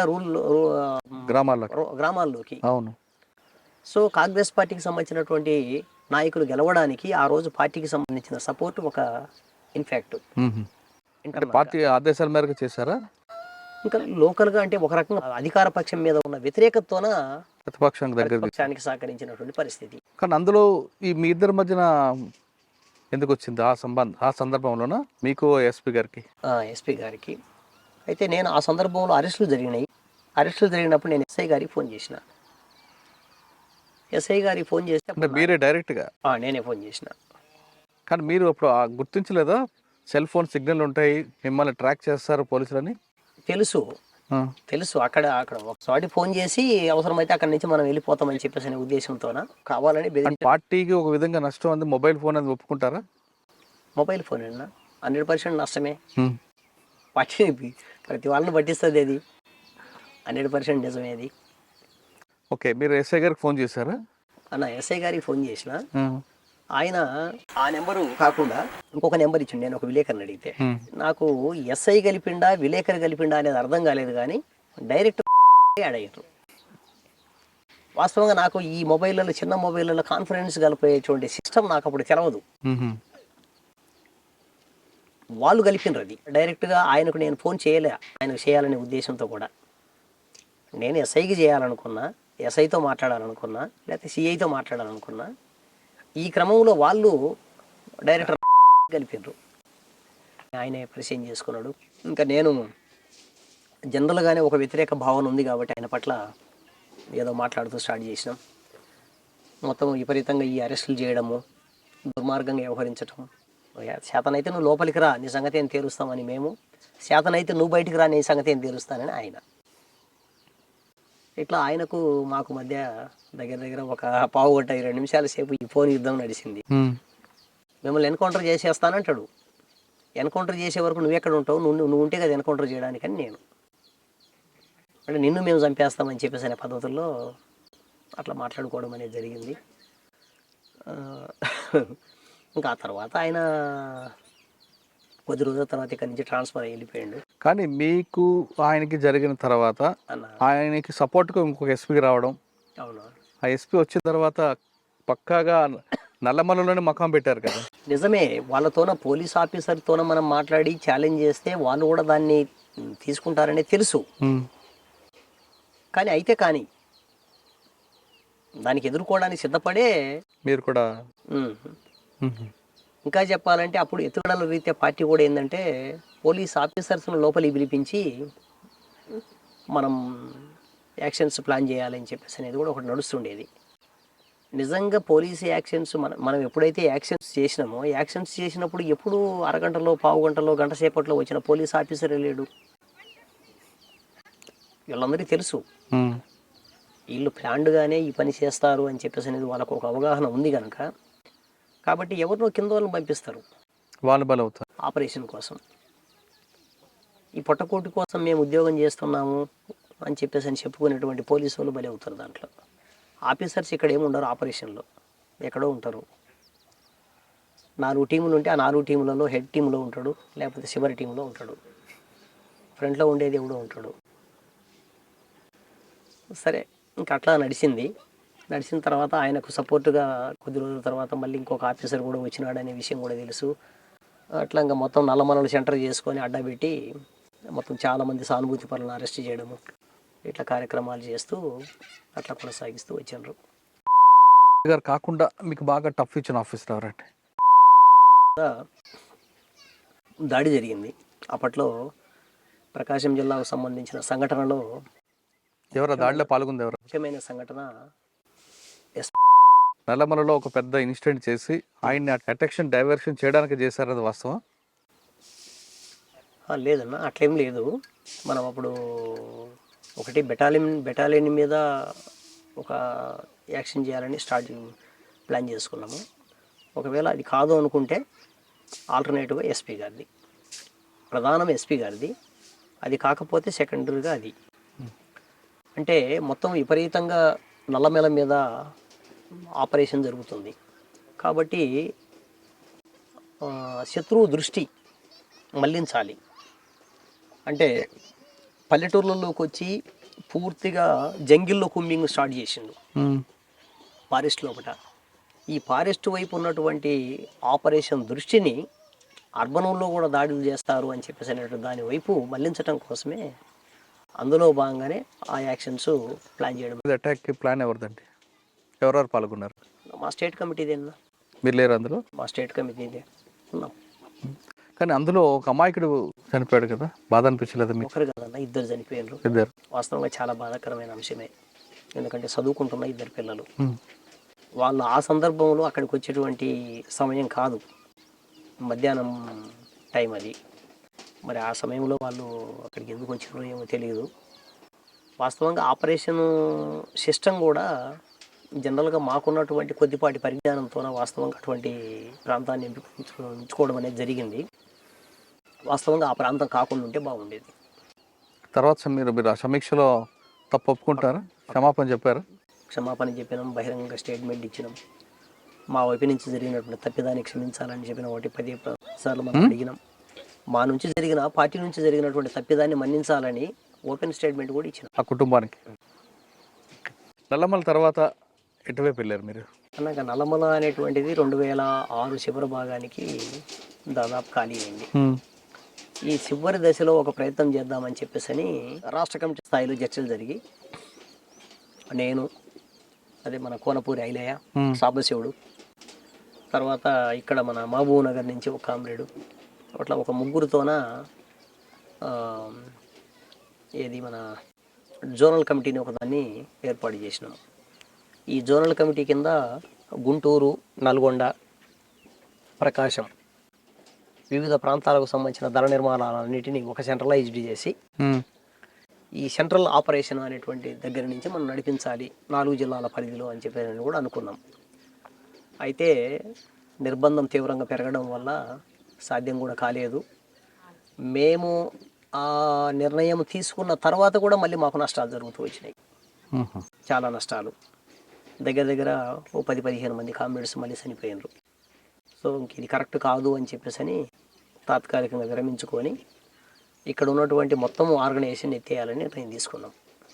అందులో భాగంగా చివరి అంకంలో ఇక్కడ ఉన్నటువంటి లాజిస్టిక్స్, కొన్ని వెపన్స్, మందుగుండు వగైరా వగైరా ఇవన్నీ కూడా వేరు వేరు ప్రాంతాలకు పంపించడం జరిగింది. ఆ చివరి టైంలోనే అనుకోకుండా మేము కూడా పశ్చిమ కనుమల వైపు వెళ్ళాలి. పార్టీ మమ్మల్ని పశ్చిమ కనుమల వైపు పంపించడానికి సిద్ధం చేసింది సెంట్రల్ కమిటీ, స్టేట్ కమిటీ. అప్పుడు సెంట్రల్ కమిటీ నిర్ణయం. సో ఆ టైంలో నేను చెన్నై వైపు ఉండేవాడిని. చెన్నై వైపు పోయి ఇక్కడికి వచ్చి జస్ట్ ఈ ఈ పనులు కొత్త రోజులు చూసుకొని అటు పోదామని చెప్పేసి వచ్చిన.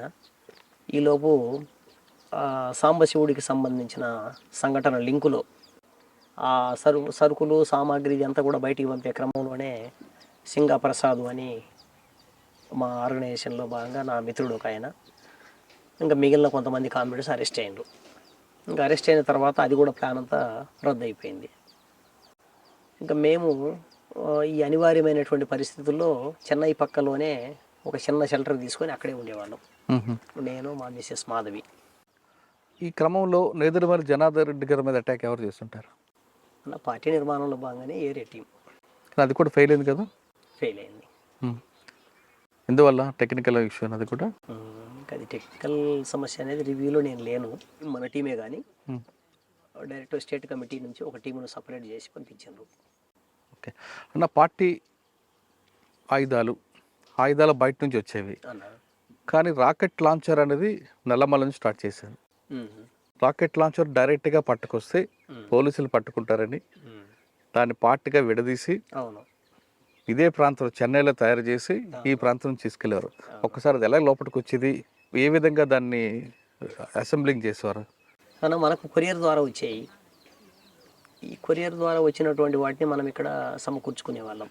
ఇక్కడ గిద్దలూరు కానీ ఖమ్మం కానీ మనకు కొరియర్ ద్వారా వచ్చాయి.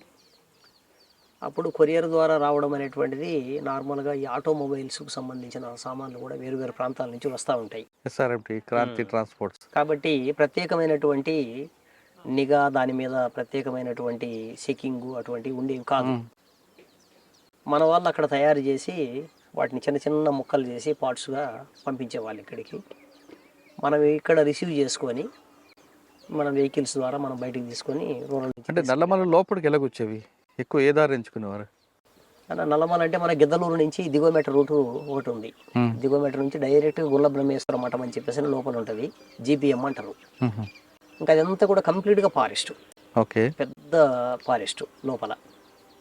అంటే ఇక్కడ నుంచి ఒక 40 కిలోమీటర్ల లోపటి భాగం. మొత్తం ఇదంతా కలిపితే 80 కిలోమీటర్లన్న. నల్లమలకు సంబంధించిన వెడల్పు 80 కిలోమీటర్ల విస్తీర్ణం. ఇంకా చెప్పాలంటే 90-95 వరకు వేసుకోవచ్చు. కర్నూలు మహబూబ్నగర్ వరకు. మహబూబ్నగర్ నట పక్కన పెడితే మీరు మహబూబ్నగర్ లెక్కేసినా, కర్నూలు టు ప్రకాశం లెక్కేసినా, ఇట్లా దీని మధ్యన ఉన్నటువంటి విస్తీర్ణం 90 కిలోమీటర్లు. 90 కిలోమీటర్లు. ఈ 90 కిలోమీటర్లలో 45 కిలోమీటర్లు కర్నూలు, 45 కిలోమీటర్లు ప్రకాశం. ఓకే. ఈ 40 కిలోమీటర్లు లోపలి భాగం ఏదైతే ఉందో అది జీపీఎం, గుల్ల బ్రహ్మేశ్వర మఠం. దగ్గర దగ్గర 36 కిలోమీటర్ల పైసలకు వస్తుంది దిగుమేట దగ్గర నుంచి లోపలికి వెళ్ళడానికి. మనం అక్కడ ఒక రకంగా చెప్పాలంటే ఫారెస్ట్ డిపార్ట్మెంట్లో మన మిత్రులు ఉండేవాళ్ళు ఆ రోజుల్లో. ఎందుకంటే వాళ్ళంతా కూడా ఫారెస్ట్లోనే పనిచేసేవాళ్ళు. తర్వాత బ్యాంబు కటింగ్ నడుస్తూ ఉండేది. బ్యాంబు కటింగ్ నడుస్తున్నప్పుడు కాంట్రాక్టర్లు అంతా కూడా వెహికల్స్ పంపిస్తూ ఉండేటోళ్ళు లోపలికి. కాబట్టి మనకు డిపార్ట్మెంట్ నుంచి సహకారం ఉండేది, అట్లాగే కాంట్రాక్టర్ల నుంచి మనకు సహకారం ఉండేది. ఇంకా చెప్పాలంటే కొన్ని సందర్భాలలో మనమే సొంత వెహికల్ పెట్టుకొని కూడా చాలా రోజుల పాటు మెయింటెనెన్స్ చేసుకుంటాం. ఈ క్రమంలో ఎప్పుడు పోలీసులు ఎదురుపడలేదా? పోలీసులు ఎదురుపడతారు. ఏం చెప్పేవారు వాళ్ళకి? ఎదురైతాయి. ఏం చెప్పేవారు? మెయింటెనెన్స్ చేసుకుంటూ వస్తారు. ఆపరేషన్ టీమ్స్ ఇవన్నీ ఆపరు. వాడు కుమ్మింగ్ కోసం వచ్చినటువంటి ఆపరేషన్ టీం ఏదైతే ఉందో వాళ్ళు ఈ వెహికల్ బ్యాంబు కటింగ్ కోసం వచ్చినటువంటి వెహికల్ను పెద్దగా పట్టించుకోరు. అట్లా మనకు అవసరమైనటువంటి ఫుడ్ మెటీరియల్ కావచ్చు, రకరకాల లాజిస్టిక్స్ కావచ్చు, తర్వాత మనకు బయట నుంచి వచ్చినటువంటి పరికరాలు కావచ్చు, ఇవన్నీ కూడా అట్లే వచ్చాయి మనకు. ఎక్కువ భాగం ప్రకాశం జిల్లా వైపు నుంచి వచ్చేది. అంటే నలుమూలల నుంచి మనకు ఏ పక్కన సాధ్యమైతే ఆ పక్క నుంచి. ఏ అంటే నల్లమలకి రావాలంటే కర్నూలు, మహబూబ్నగర్, ప్రకాశం. అదే పోలీసుకు సంబంధించినటువంటి దృష్టి ఏ పక్కన తక్కువ ఉంటే ఆ పక్క నుంచి మనం స్టార్ట్ చేసుకునేవాళ్ళం. ఎక్కువ దృష్టి ఎటువైపు ఉండేది? అంటే మనకు మేజర్ పార్ట్ మనకు రైలు సౌకర్యం ఉండేది ఇక్కడ ఖమ్మంలో ఇట్లా ఇట్లా వెళ్తూ ఉండేది. సో మనకు సంబంధించినటువంటి వాళ్ళందరినీ కూడా మేజర్ పార్ట్ మనం అప్పట్లో ట్రైన్ ప్రయాణంలో భాగంగా ఇక్కడ బొగదని ఒకటి స్టేషన్ ఉండేది. బొగదు అడవిలోనే ఉండేది. చలమ అని ఇంకోటి ఉంది. ఆ చలమ కానీ, గాజులపల్లి కానీ, బొగద కానీ, దిగోమెట కానీ, ఈ 4 స్టేషన్స్ అడవిలోనే ఉంటాయి. మనం ఏదో ఒక టైం జస్ట్ 10 నిమిషాలే కదా, జస్ట్ అట్లా ట్రైన్ ఆగుతుంది, మనకు ముందే పలాని చోట ఉన్నారు అని చెప్పేసి అనేది ఇన్ఫర్మేషన్ ఉంటుంది. కాబట్టి మన వాళ్ళు పోయి తీసుకొని బయటకు వచ్చేస్తారు. జస్ట్ 4 అడుగులు పక్కకు పోతే ఫారెస్ట్. కరెక్ట్. కానీ అన్ని ట్రైన్లు ఆగవు కదా, ఒక పాసింజరే ఆగుతుంది కదా? లేదు, ఇక్కడ ఎక్స్ప్రెస్లు కూడా ఆగుతాయి. ఎందుకంటే వాటర్ సర్వీస్ చేసుకోవాలి. ప్రతి ముఖ్యమైనటువంటి ఎక్స్ప్రెస్లు కూడా ఇప్పుడు కూడా, మరి ఇప్పుడు ఎట్లా ఉందో తెలియదు కానీ నాకు, ఎందుకంటే కరెంట్ ఆపరేషన్ కదా ఇప్పుడు, అప్పుడు బొగ్గు బండ్లు మొత్తం ఆగాయి. ఆ రైల్వే స్టేషన్ మీద పోలీస్ ఫోకస్ ఉండేది కదా? ఉండేదే, కానీ నిరంతరం దృష్టి అనేది వాళ్ళకు కష్టమే కదా, అట్లా మనకు కలిసి వచ్చేది. అన్న దాదాపు 24 సంవత్సరాలు పార్టీకి సేవ చేశారు అన్న. మీరు అసలు పోలీసులకు చిక్కడో అనేది ప్రచారం, అంత ఈజీగా ఎలా దొరికిపోయారు మీరు? ఈజీగా ఏం దొరకలేదన్న, చాలా కష్టపడ్డారు పోలీసు వాళ్ళు. ఎలా? వాస్తవంగా ఈజీగా ఏం దొరకలేదు. వాళ్ళ ఆపరేషన్ చాలా రోజుల నుంచి నడుస్తుంది. దగ్గర దగ్గర నాకు తెలిసి ఒక 5-6 నెలల కాలం నుంచి ఆపరేషన్ స్టార్ట్ చేసినారు వాళ్ళు.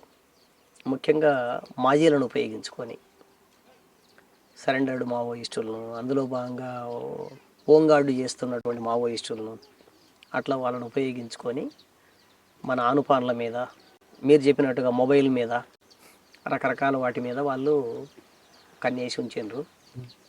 అందులో భాగంగా నేను, మా మిస్సెస్ మాధవి ఇద్దరం అక్కడ చెన్నై పక్కన ఓ చోట ఇల్లు తీసుకొని అక్కడే ఉంటుంది.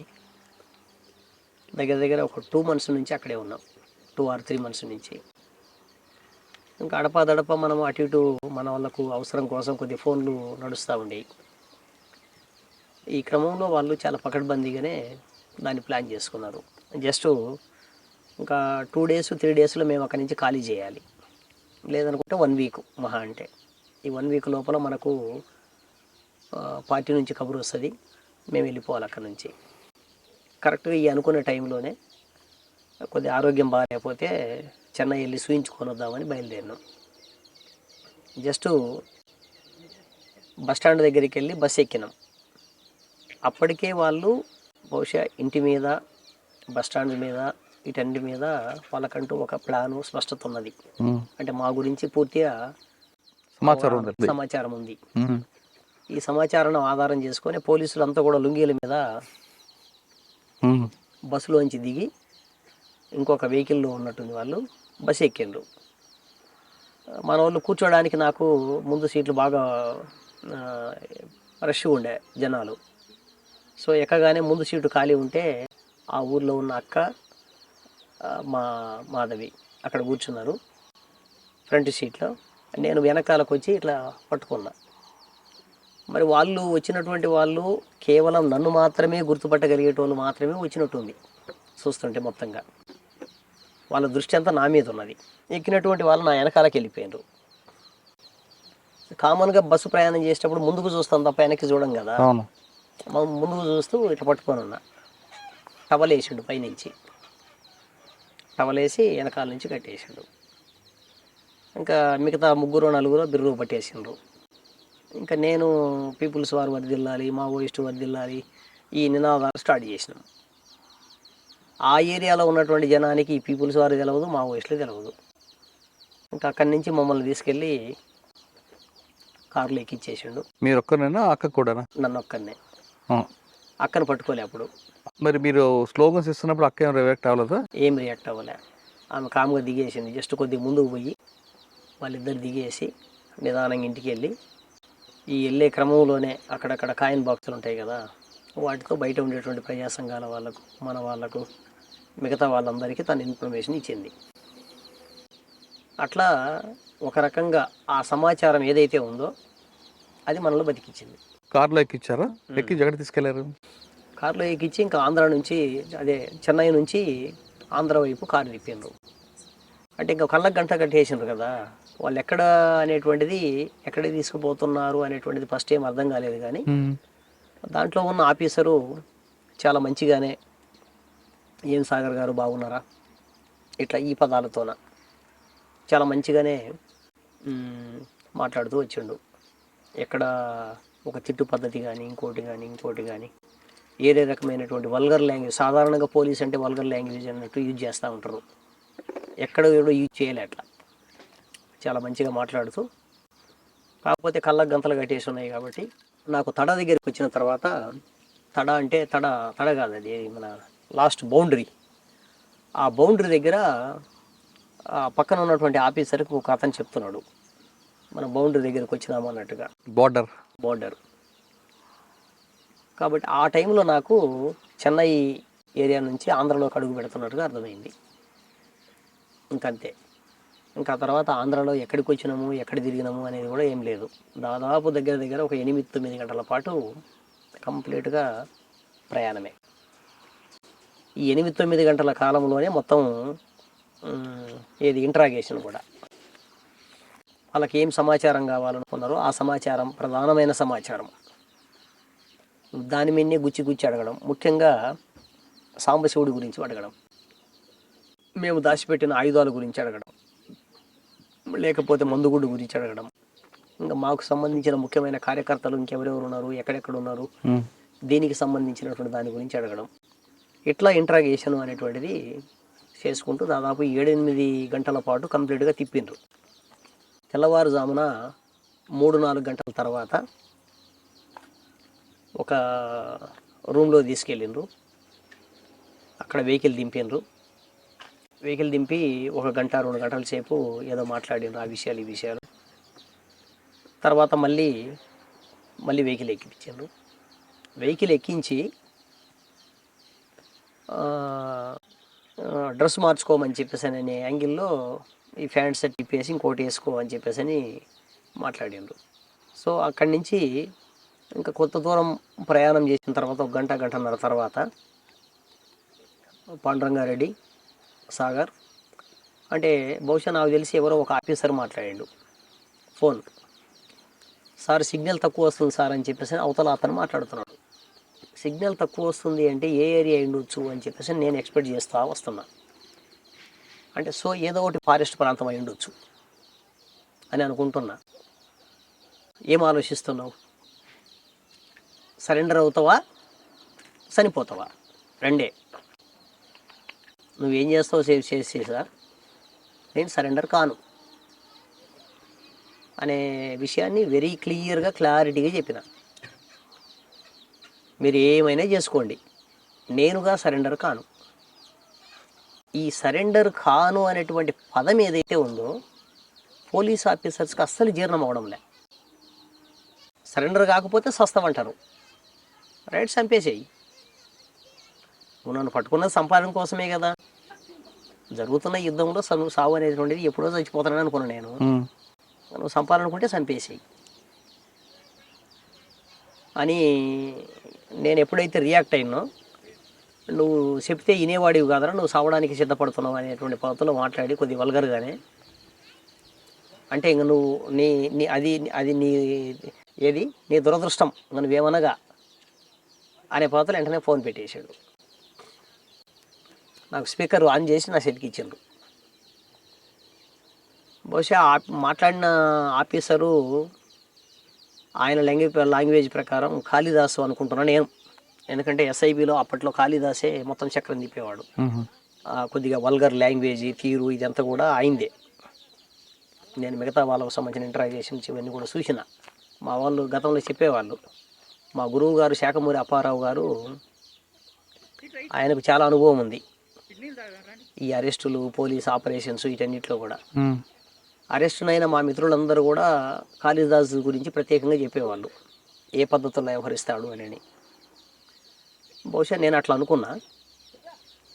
జస్ట్ కొద్దిసేపటికి వాళ్ళు ఇంకొద్దిగా లోపలికి ఇంకొక అరగంట తర్వాత మళ్ళీ నాకు బాగా ఈరుని వస్తూ ఉన్నాయి, అవకాశం ఇవ్వడంలే.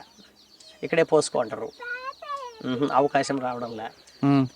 సరే ఇంకట్లా బాగా బాధపడుతూ లాస్ట్కి ఇంకేముంది, ఒక 5-10 నిమిషాలు నువ్వు చనిపోతావు, నీ చివరి కోరిక ఏదో చెప్పు అను. నా చివరి కోరిక సపరేట్గా ఏం లేదు సార్. 5-10 నిమిషాల కాలం గడిచిన తర్వాత మరి వాళ్ళు ఏమనుకున్నారో ఏమో, చెడబడ అంటే ఫోన్లో అసహనంతో మాట్లాడుకుంటా ఉన్నారు వాళ్ళు. ఇంత దూరం పంపించినారు, ఇక్కడ చేసింది ఏం లేదు, పొడిచింది ఏం లేదనే పద్ధతిలో. బహుశా నాకు తెలిసి ఏంటంటే పోలీస్ ఆఫీసర్స్ అప్పటి వరకు చంపేయమని చెప్పి, ఏదో కట్టుకథలండి ఎన్కౌంటర్ కథ అని చెప్పి ఆ తర్వాత అది వద్దు అని ఉంటారు అనుకుంటున్నా నేను. అంటే వాళ్ళ మధ్య జరిగిన సంభాషణ అదే అనుకుంటున్నా నేను ఊహించి. ఎందుకంటే డ్రెస్సును చేంజ్ చేయించారు, నీ చివరి కోరిక ఏదో అడుగు అన్నాడు. చివరి కోరికలు నాకేమి లేవు విడిగా అన్న. ఇట్లా జరిగిన తర్వాత ఇంకా తర్వాత వాళ్ళు మాట్లాడుకున్నారు. ఆ సిగ్నల్ కూడా కరెక్ట్ రావడం లేదంటున్నారు. అక్కడి నుంచి మళ్ళీ తిరిగి కారు టర్న్ అయింది. కారు టర్న్ అయిన కొద్దిసేపటికి ఓపెన్గా, అంటే పోలీసులలో కూడా మా మిత్రులు ఉంటారు అని చెప్పడానికి ఒక చిన్న ఉదాహరణ ఏమంటే, వాళ్ళు ఎవరో నాకు తెలియదు. తిరుగు మళ్ళీ ప్రయాణం స్టార్ట్ అయింది. నాకు ఒక రూమ్ దగ్గరికి తీసుకొచ్చిండ్రు, ఆ రూమ్లో వదిలిపెట్టేసి అప్పుడు నా చేతులకు ఉన్న కట్లు అవన్నీ తీసేసి మామూలుగానే పాసుకెళ్ళి వచ్చిన. అప్పుడు నాకు పరిచయం అయినరు. అప్పటి వరకు లోకల్ పోలీసులు ఎవ్వరు కూడా కనీసం టవల్ ఇప్పి వాళ్ళు నా ఎదురుగా నిలబడడం కానీ, నా ఎదురుగా నాతో మాట్లాడడం కానీ అని ముచ్చటే లేదు. ఎక్కడ పరిచయం ఇప్పుడు? అదే ఆ రూమ్లో. గుర్తుపట్టినావా సాగర్ అన్నాడు. లేదు సార్, నేను గుర్తుపట్టలేదన్నా. లేదు, చాలాసార్లు తిరిగినావు కదా నా కోసం అన్నాడు. లేదు సార్, నీ కోసం నేను తిరుగుడేంది, నేను పోయేది అన్నాడు. Right, okay, thank you sir, కూర్చోండి అని. ఇంకా ఆయన ఏదేదో మాట్లాడుతూ ఉన్నాడు. ఇంకా మిగతా ఒక 5-6 మంది పోలీస్ ఆఫీసర్స్ ఉన్నారు పక్కన. సో మీరు ఆయన కోసం కూడా తిరిగారా? తిరిగిన మాట వాస్తవమే, కానీ ప్రతి జనరల్గా ఏం చేస్తామంటే పోలీస్ ఆఫీసర్స్ ఎవరు వచ్చినా వాళ్ళు ఏ పొజిషన్లో ఉన్నారు, ఏంటిది, వాట్ ఈజ్ వాట్, ఎక్కడ నివాసము, వాళ్ళకున్న క్యారెక్టర్ ఏంది, వాళ్ళకున్న పని ఏంది, పరిస్థితి ఏంది అని చెప్పేసి అని దాన్ని సాధారణంగా అబ్జర్వేషన్లో ఉంచుతాం. ఇది నేనొక్కని చేసే పని కాదు, సాధారణంగా ఏ ఉద్యమానికి సంబంధించిన అంటే ఆఫీసర్ యొక్క యాటిట్యూడ్ బట్టి మీరు ప్రవర్తిస్తుంటారు. తప్పనిసరిగా సాధారణంగా వాళ్ళు ప్రజల మీద దాడులు, సానుభూతి పరుల మీద దాడులు, దళాల మీద ప్రత్యేకమైన శ్రద్ధ తీసుకొని దాడులు చేసేటువంటి వాళ్ళు కొంతమంది ఉంటారు. వాళ్ళ నేచర్ ఆఫ్ సిస్టమ్ అది. వాళ్ళ పట్ల ఒకలాగా ఉంటుంది, సానుభూతి పరంగా ఉండి ప్రజల పట్ల సానుభూతి పరంగా ఉండి ప్రజల పట్ల పనిచేసే ఆఫీసర్ పట్ల ఇంకో రకంగా ఉంటుంది. అంటే నాకు తెలిసిన పోలీస్ ఆఫీసర్స్, నేను అరెస్ట్ అయిన తర్వాత చాలామంది ఆఫీసర్స్తో మాట్లాడినా, నిజంగానే డ్యూటీలో భాగంగా కొన్ని సంఘటనల్లో కొన్ని కార్యక్రమాల్లో ఉన్నప్పటికీ, ఎందుకంటే పోలీస్ ఆఫీసర్స్తో మేము కూడా అట్లాగే ఉన్నాం. ఉదాహరణకి మాకు 2 ఎస్ఐలు దొరికినారు ఆత్మకూరు దగ్గర. మేము కిడ్నాప్ చేసినాం. అప్పట్లో కిడ్నాప్ చేసి ఎవరైతే మా సహచరులు అరెస్ట్ అయిన సానుభూతి పరులు వీళ్ళందరూ ఉన్నారో వాళ్ళని విడిచిపెట్టండి అని చెప్పి డిమాండ్ పెట్టినాం. ప్రభుత్వం స్పందించే పరిస్థితి లేదు. సో ఇంకా ఈ పరిస్థితుల్లో ఏం చేయాలి మేము? ఒకటి చంపాలి, లేకపోతే వదిలిపెట్టాలి. వాళ్ళని చాలా బాగా చూసుకున్నాం, మంచిగా వదిలిపెట్టేసినాం. సానుభూతి పరులను వాళ్ళ అక్రమ కేసులు ఏవైతే ఉన్నాయో అవి మాత్రం ఎత్తేయమన్నాము. అవి ఎత్తేయడానికి అంగీకరించిన అక్కడ లోకల్గా ఉన్నటువంటి ఆఫీసర్స్ అప్పుడు ఎవరంటే ఒక డాక్టర్ను మధ్యవర్తిగా పెట్టిండ్రు, పౌర హక్కుల సంఘంకు సంబంధించినటువంటి కమిటీ వాళ్ళను. ఓకే, అంటే ఆ విషయం పక్కన పెడితే మీకు అరెస్ట్ ఎప్పుడు చూపించారు? అన్న అరెస్ట్ 2 days తర్వాత చూపించండి. ఎక్కడ? మార్కాపురంలో చూపించండు. అంటే అప్పుడు ఎస్ఐ ఎవరు? మార్కాపురంలో ఎస్ఐ గారు ఎవరు ఉన్నారో నాకు కరెక్ట్గా ఐడియా లేదన్న. శ్రీరామ్ గారు మీకు అరెస్ట్ చేశారంటారు కదా? శ్రీరామ్ గారు అప్పుడు అరెస్ట్ ఆయన చేయడానికి అవకాశం లేదు, ఎందుకంటే మార్కాపురం టౌన్ ఎస్ఐగా ఆయన లేడు కదా. నాకు దోర్నాలకు సంబంధించినటువంటి కేసుని పెట్టి నా అరెస్ట్ని చూపించారు. ఎంతకాలం ఉన్నారు జైల్లో? అన్న నేను 8 సంవత్సరాలు ఉన్నా. అప్పుడు పార్టీ ఏమాత్రం సహకరించలేదు? 8 సంవత్సరాలు పార్టీ సహకరించిన మేరకు, పార్టీ సహకరించింది కొంత మేరకు. ప్రజా సంఘాల వాళ్ళు, బయట నుంచి లాయర్స్ వాళ్ళు వీళ్ళు వస్తూ ఉండేవాళ్ళు. ఇంకా సేమ్ టైంలో ఖైదీల విడుదల కమిటీ అని చెప్పేసి ఇటు ఖైదీలతోన బయట ఉండేటువంటి ఇంటెలెక్చువల్స్తోన ఒక కమిటీని ఫామ్ చేసింది పార్టీ. ఈ కమిటీకి సంబంధించిన వాళ్ళే మేజర్ పార్ట్ మన దగ్గరికి రావడము, మాట్లాడడము, కొన్ని కేసులు డీల్ చేయడం ఇట్లా చేస్తూ వచ్చేవాళ్ళు. సో నా కేసులకు సంబంధించిన ప్రత్యేకమైన పరిస్థితి ఏంటంటే నయీం కాన్సన్ట్రేషన్. నయీం అప్పుడు నల్గొండ జిల్లాలో, ఇక్కడ ప్రకాశం జిల్లా మీద బాగా కాన్సన్ట్రేషన్ చేసి సాగర్ తరపున ఏ లాయరు తీసుకున్నా నేను ఒప్పుకోను, చంపేస్తా అని రకరకాల పద్ధతుల్లో బెదిరింపులు స్టార్ట్ చేసిండు. ఇక్కడ మార్కాపురంలో ఉన్నటువంటి శ్రీనివాస్ గారు అని చెప్పేసి మా లాయరు, ఆయన ముందుకు వచ్చి నా తరపున వేసిండు. వాళ్ళ మీద దాడి చేస్తామని, బాంబులు పెడతామని, అదేని ఇదేని రకరకాల పద్ధతుల బెదిరింపులు ఇవన్నీ కూడా స్టార్ట్ చేసిండ్రు. ఈ నేపథ్యంలో ఏ ఒక్క లాయరు ఏ ప్రాంతంలో కూడా నా తరపున వచ్చి వాదించడానికి ముందుకు భయపడుతూ ఉండేవాళ్ళు. ఈ క్రమంలో నా అంతటా నేనే IPC, CrPC, Indian evidence act ఇవన్నీ నేను జైలుకి తెప్పించుకొని నాకు నేనుగా ఎల్ఎల్బిని ఒక రకంగా ప్రిపేర్ అయిన జైల్లో. ప్రతి కోర్టులో సార్ తెలుగులో వాదించడానికి నాకు అవకాశం ఇవ్వండి, నా కేసులు నేను వాదించుకుంటానని నేను అర్జీలు పెట్టుకోవడం స్టార్ట్ చేసిన జడ్జి గారికి. ఆ రకంగా మేజర్ కేసులు, చిన్న చిన్న కేసులు మొత్తం కంప్లీట్గా నాకు నేనే చేసుకొని నాకు నేనే కొట్టేయించుకున్నా. అన్న ఈ క్రమంలో మీకు నచ్చిన పోలీస్ ఆఫీసర్ చెప్పండి. నాకు నచ్చిన పోలీస్ ఆఫీసరు అంటే అప్పట్లో ఇక్కడ సిఐగా పనిచేస్తున్నాడు అన్న, ఎస్ఐగా అక్కేశ్వరరావు అని. అక్కేశ్వరరావు ఇప్పుడు సిఐ. బహుశా మొన్న ఈ మధ్యకాలంలో ఎప్పుడో యాక్సిడెంట్ జరిగిందని కూడా నేను విన్నా పేపర్లలో. అంటే సాధారణంగా పోలీసు సంబంధించినటువంటి వేషభాషలు, దానికి సంబంధించిన ఆ ఐడియాలజీ దాంట్లో మొత్తంగా మార్పు అని నేను అన్ను, కానీ కొద్దిపాటి చిన్న మార్పు. ఆయన ఇక్కడ సిఐగా ఉన్నాడు, ఇక్కడ ఫస్ట్ ఎస్ఐగా ఉన్నాడు, దోర్నాలి ఎస్ఐగా. దోర్నాలి ఎస్ఐగా ఉన్నటువంటి రోజుల్లో ఆయన రకరకాల జిత్తులు వేసిండు. అయితే ఆయనకు ఎస్సీ సామాజిక వర్గం నుంచి వచ్చిండు, పల్నాడు ఏరియా. కొంత నాకు అవగాహన ఉంది. తర్వాత ఆయననే ఇక్కడ నుంచి గిద్దలూరు ట్రాన్స్ఫర్ అయ్యిండు.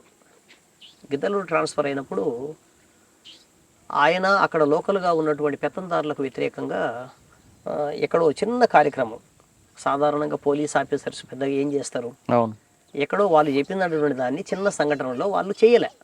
ఈ చేయకపోవడం అనేటువంటిది వాళ్ళ కోపం పెంచింది.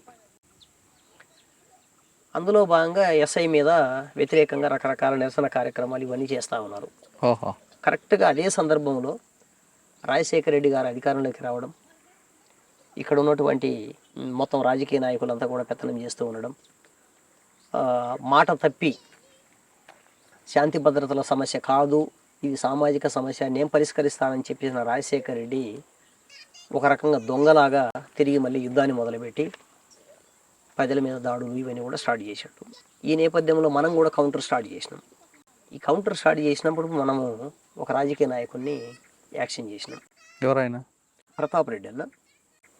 ప్రతాప్ రెడ్డి ఇక్కడ కంచిపల్లె పక్కన, ఆయన కాంగ్రెస్ పార్టీలో కొద్ది క్లియర్ రోల్ ఉంది. ఏంటి మీరు బయటకు వచ్చిన తర్వాత లోపల సంగతి నేను చెప్పేది, లోపల సంగతి అరెస్ట్ కాక ముందు భాగం. ఆ క్రమంలో ఆ పోలీస్ ఆఫీసర్ మీద మొత్తం ఆయనే చేయించినాడు అన్నట్టుగా పన్నారు వాళ్ళంతా. వాస్తవంగా ఆయనకి ఎటువంటి సంబంధం లేదు అని నేను తర్వాత మళ్ళీ స్టేట్మెంట్ ఇచ్చిన. తర్వాత నేను బయటకు వచ్చిన తర్వాత ఇక్కడ కర్నూలుకు సంబంధించిన ఒక ఏఎస్పీ గారితో మాట్లాడినా. అన్న, మీరు జైల్లో దాదాపు 8 సంవత్సరాలు ఉన్న తర్వాత కొన్ని ప్రజా సంఘాలు వాటి ద్వారా మీరు లాయర్గా మారి కొన్ని కేసులు మీరే వాదించుకుని బయటకు వచ్చారు. వచ్చిన తర్వాత అప్పటికి మీతో పాటు లోపలికి వెళ్ళిన మీ కుటుంబ సభ్యులందరూ ఒక్కొక్కరి దగ్గరికి వచ్చారా? నా 2014 ఫిబ్రవరి చివరిలో నేను రిలీజ్ అయింది. అయితే 2014 నాటికే పార్టీకి సంబంధించినటువంటి పార్టీ లోపటి నుంచి మా చెల్లెళ్ళు మిగతా వాళ్ళందరూ కూడా బయటికి రావడం అనేది జరిగింది. వాస్తవంగా మార్చి నాటికి జనవరి నాటికే వచ్చేసిండ్రు. నవంబర్ డిసెంబర్లోనే స్టార్ట్ అయ్యి బయటకు వచ్చేసిండ్రు. ఇంకా జనవరిలో కొంతమంది పోలీస్ ఆఫీసర్స్తోన వీళ్ళతోన కూడా మన వాళ్ళు మాట్లాడిండ్రు. అప్పటి వరకు కంటిన్యూగా నా మీద కేసులు పెడుతూ వచ్చారు. కేసులు కొన్ని కొట్టేసినారు అంటే మళ్ళీ ఇంకో కేసు మళ్ళీ స్టార్ట్ చేస్తారు.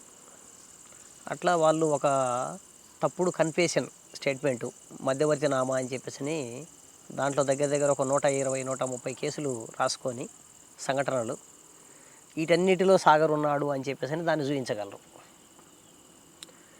ఒకవేళ అటువంటిది ఆ కన్ఫెషన్ స్టేట్మెంట్ లేకపోయినా కూడా ఇంకొక దాన్ని ఎక్కడో సృష్టించి ఎవడో చెప్పినాడు అని చెప్పేసి ఒకదాన్ని మళ్ళీ లింకు చేసి, అంటే దీనికి ఒక చిన్న ఉదాహరణ ఏమంటే, డిఎస్పి గారు నాతోన సమావేశం వేసిండు. ఆయన ఏం చేసిండు అంటే, జైల్లో నేనున్న కాలంలోనే చివరి దశలో ఆయన నాతో మాట్లాడాలనుకున్నాడు. ఎందుకో పిలిపించిండు, వెళ్ళినాం ఎస్కట్టుతోనే తీసుకెళ్ళిన రాడికి. సాగర్ 7 సంవత్సరాల కాలం గడిచిపోయింది, జైలు జీవితం, నిన్ను చంపాలనుకుంటే అప్పట్లోనే చంపేటోళ్ళం. సరే, ఆ రోజు ఉన్నటువంటి ఉద్యమ పరిస్థితి, సావులు బతుకులు అనేటువంటి, ఇప్పటికైనా నువ్వేం ఆలోచిస్తున్నావు? ఏం లేదు సార్, మీరు ఏదో కేసులు పెడతా ఉన్నారు, నడుస్తూ ఉంది అంటే జైలు జీవితంలో నీకేం పెద్ద బాధ అనిపించడం లేదా? జైలు జీవితం వాస్తవంగా ప్రజల మధ్య లేకుండా చేయడం అనేటువంటిది పెద్ద బాధే.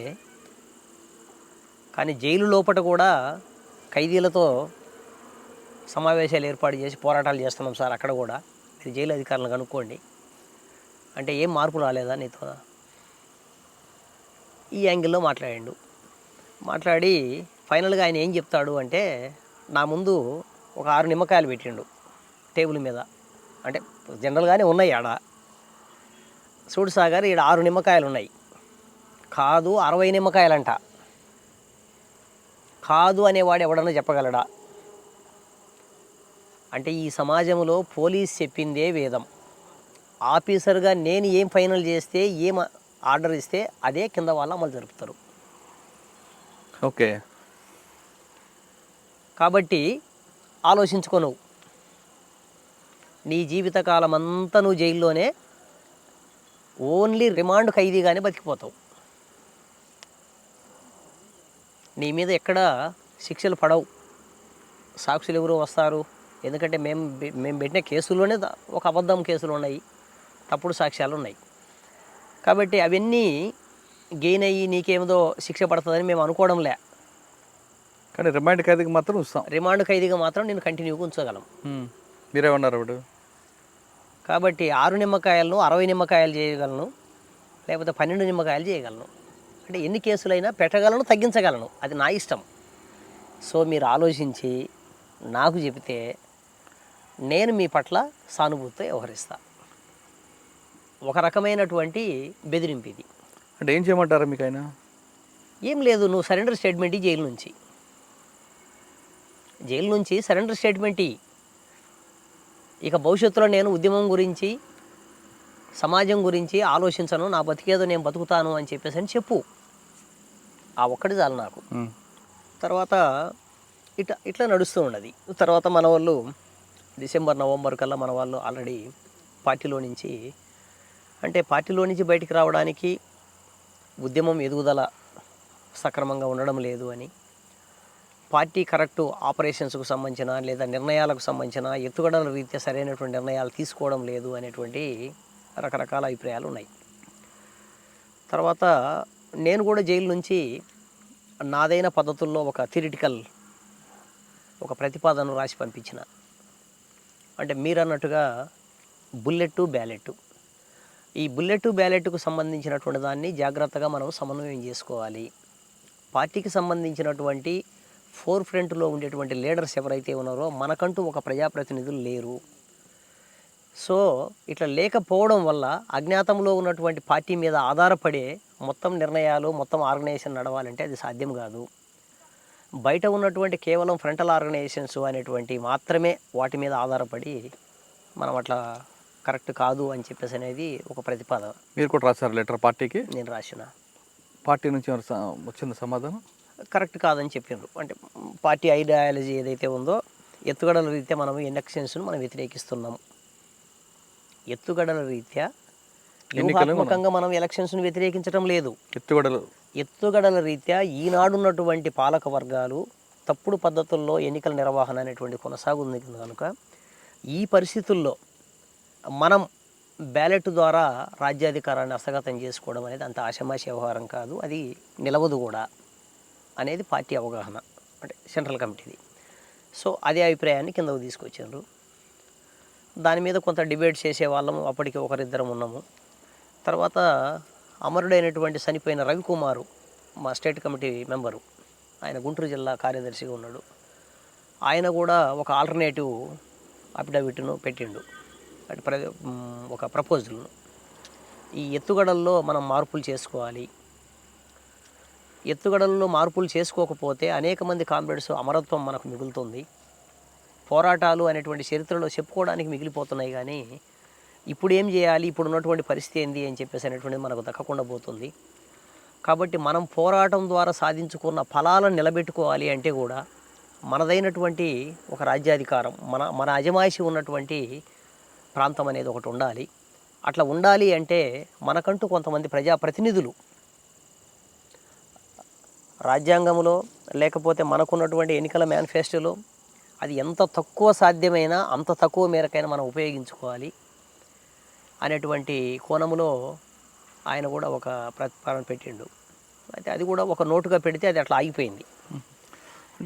ఈ క్రమంలో మీరు బయటకు వచ్చారు అన్న, బయట నుంచి లోపల నుంచి ఉన్న చెల్లెళ్ళు ముగ్గురు వచ్చారు. కలిసినప్పుడు ఆ ఫీలింగ్స్ ఏంటండి? ఎప్పుడో 25 సంవత్సరాల తర్వాత కలిసి, అంటే ఒక 20 సంవత్సరాల సుదీర్ఘమైనటువంటి కాలం తర్వాత, అంటే ఒక 12-13 సంవత్సరాల తర్వాత అనేక రకాల ఎదురుమదురు సంఘటనలు జరిగి, ఎన్కౌంటర్లు జరిగి, ఎంట్రుకవాసి తేడాతోన తప్పించుకున్నటువంటి సంఘటనలు.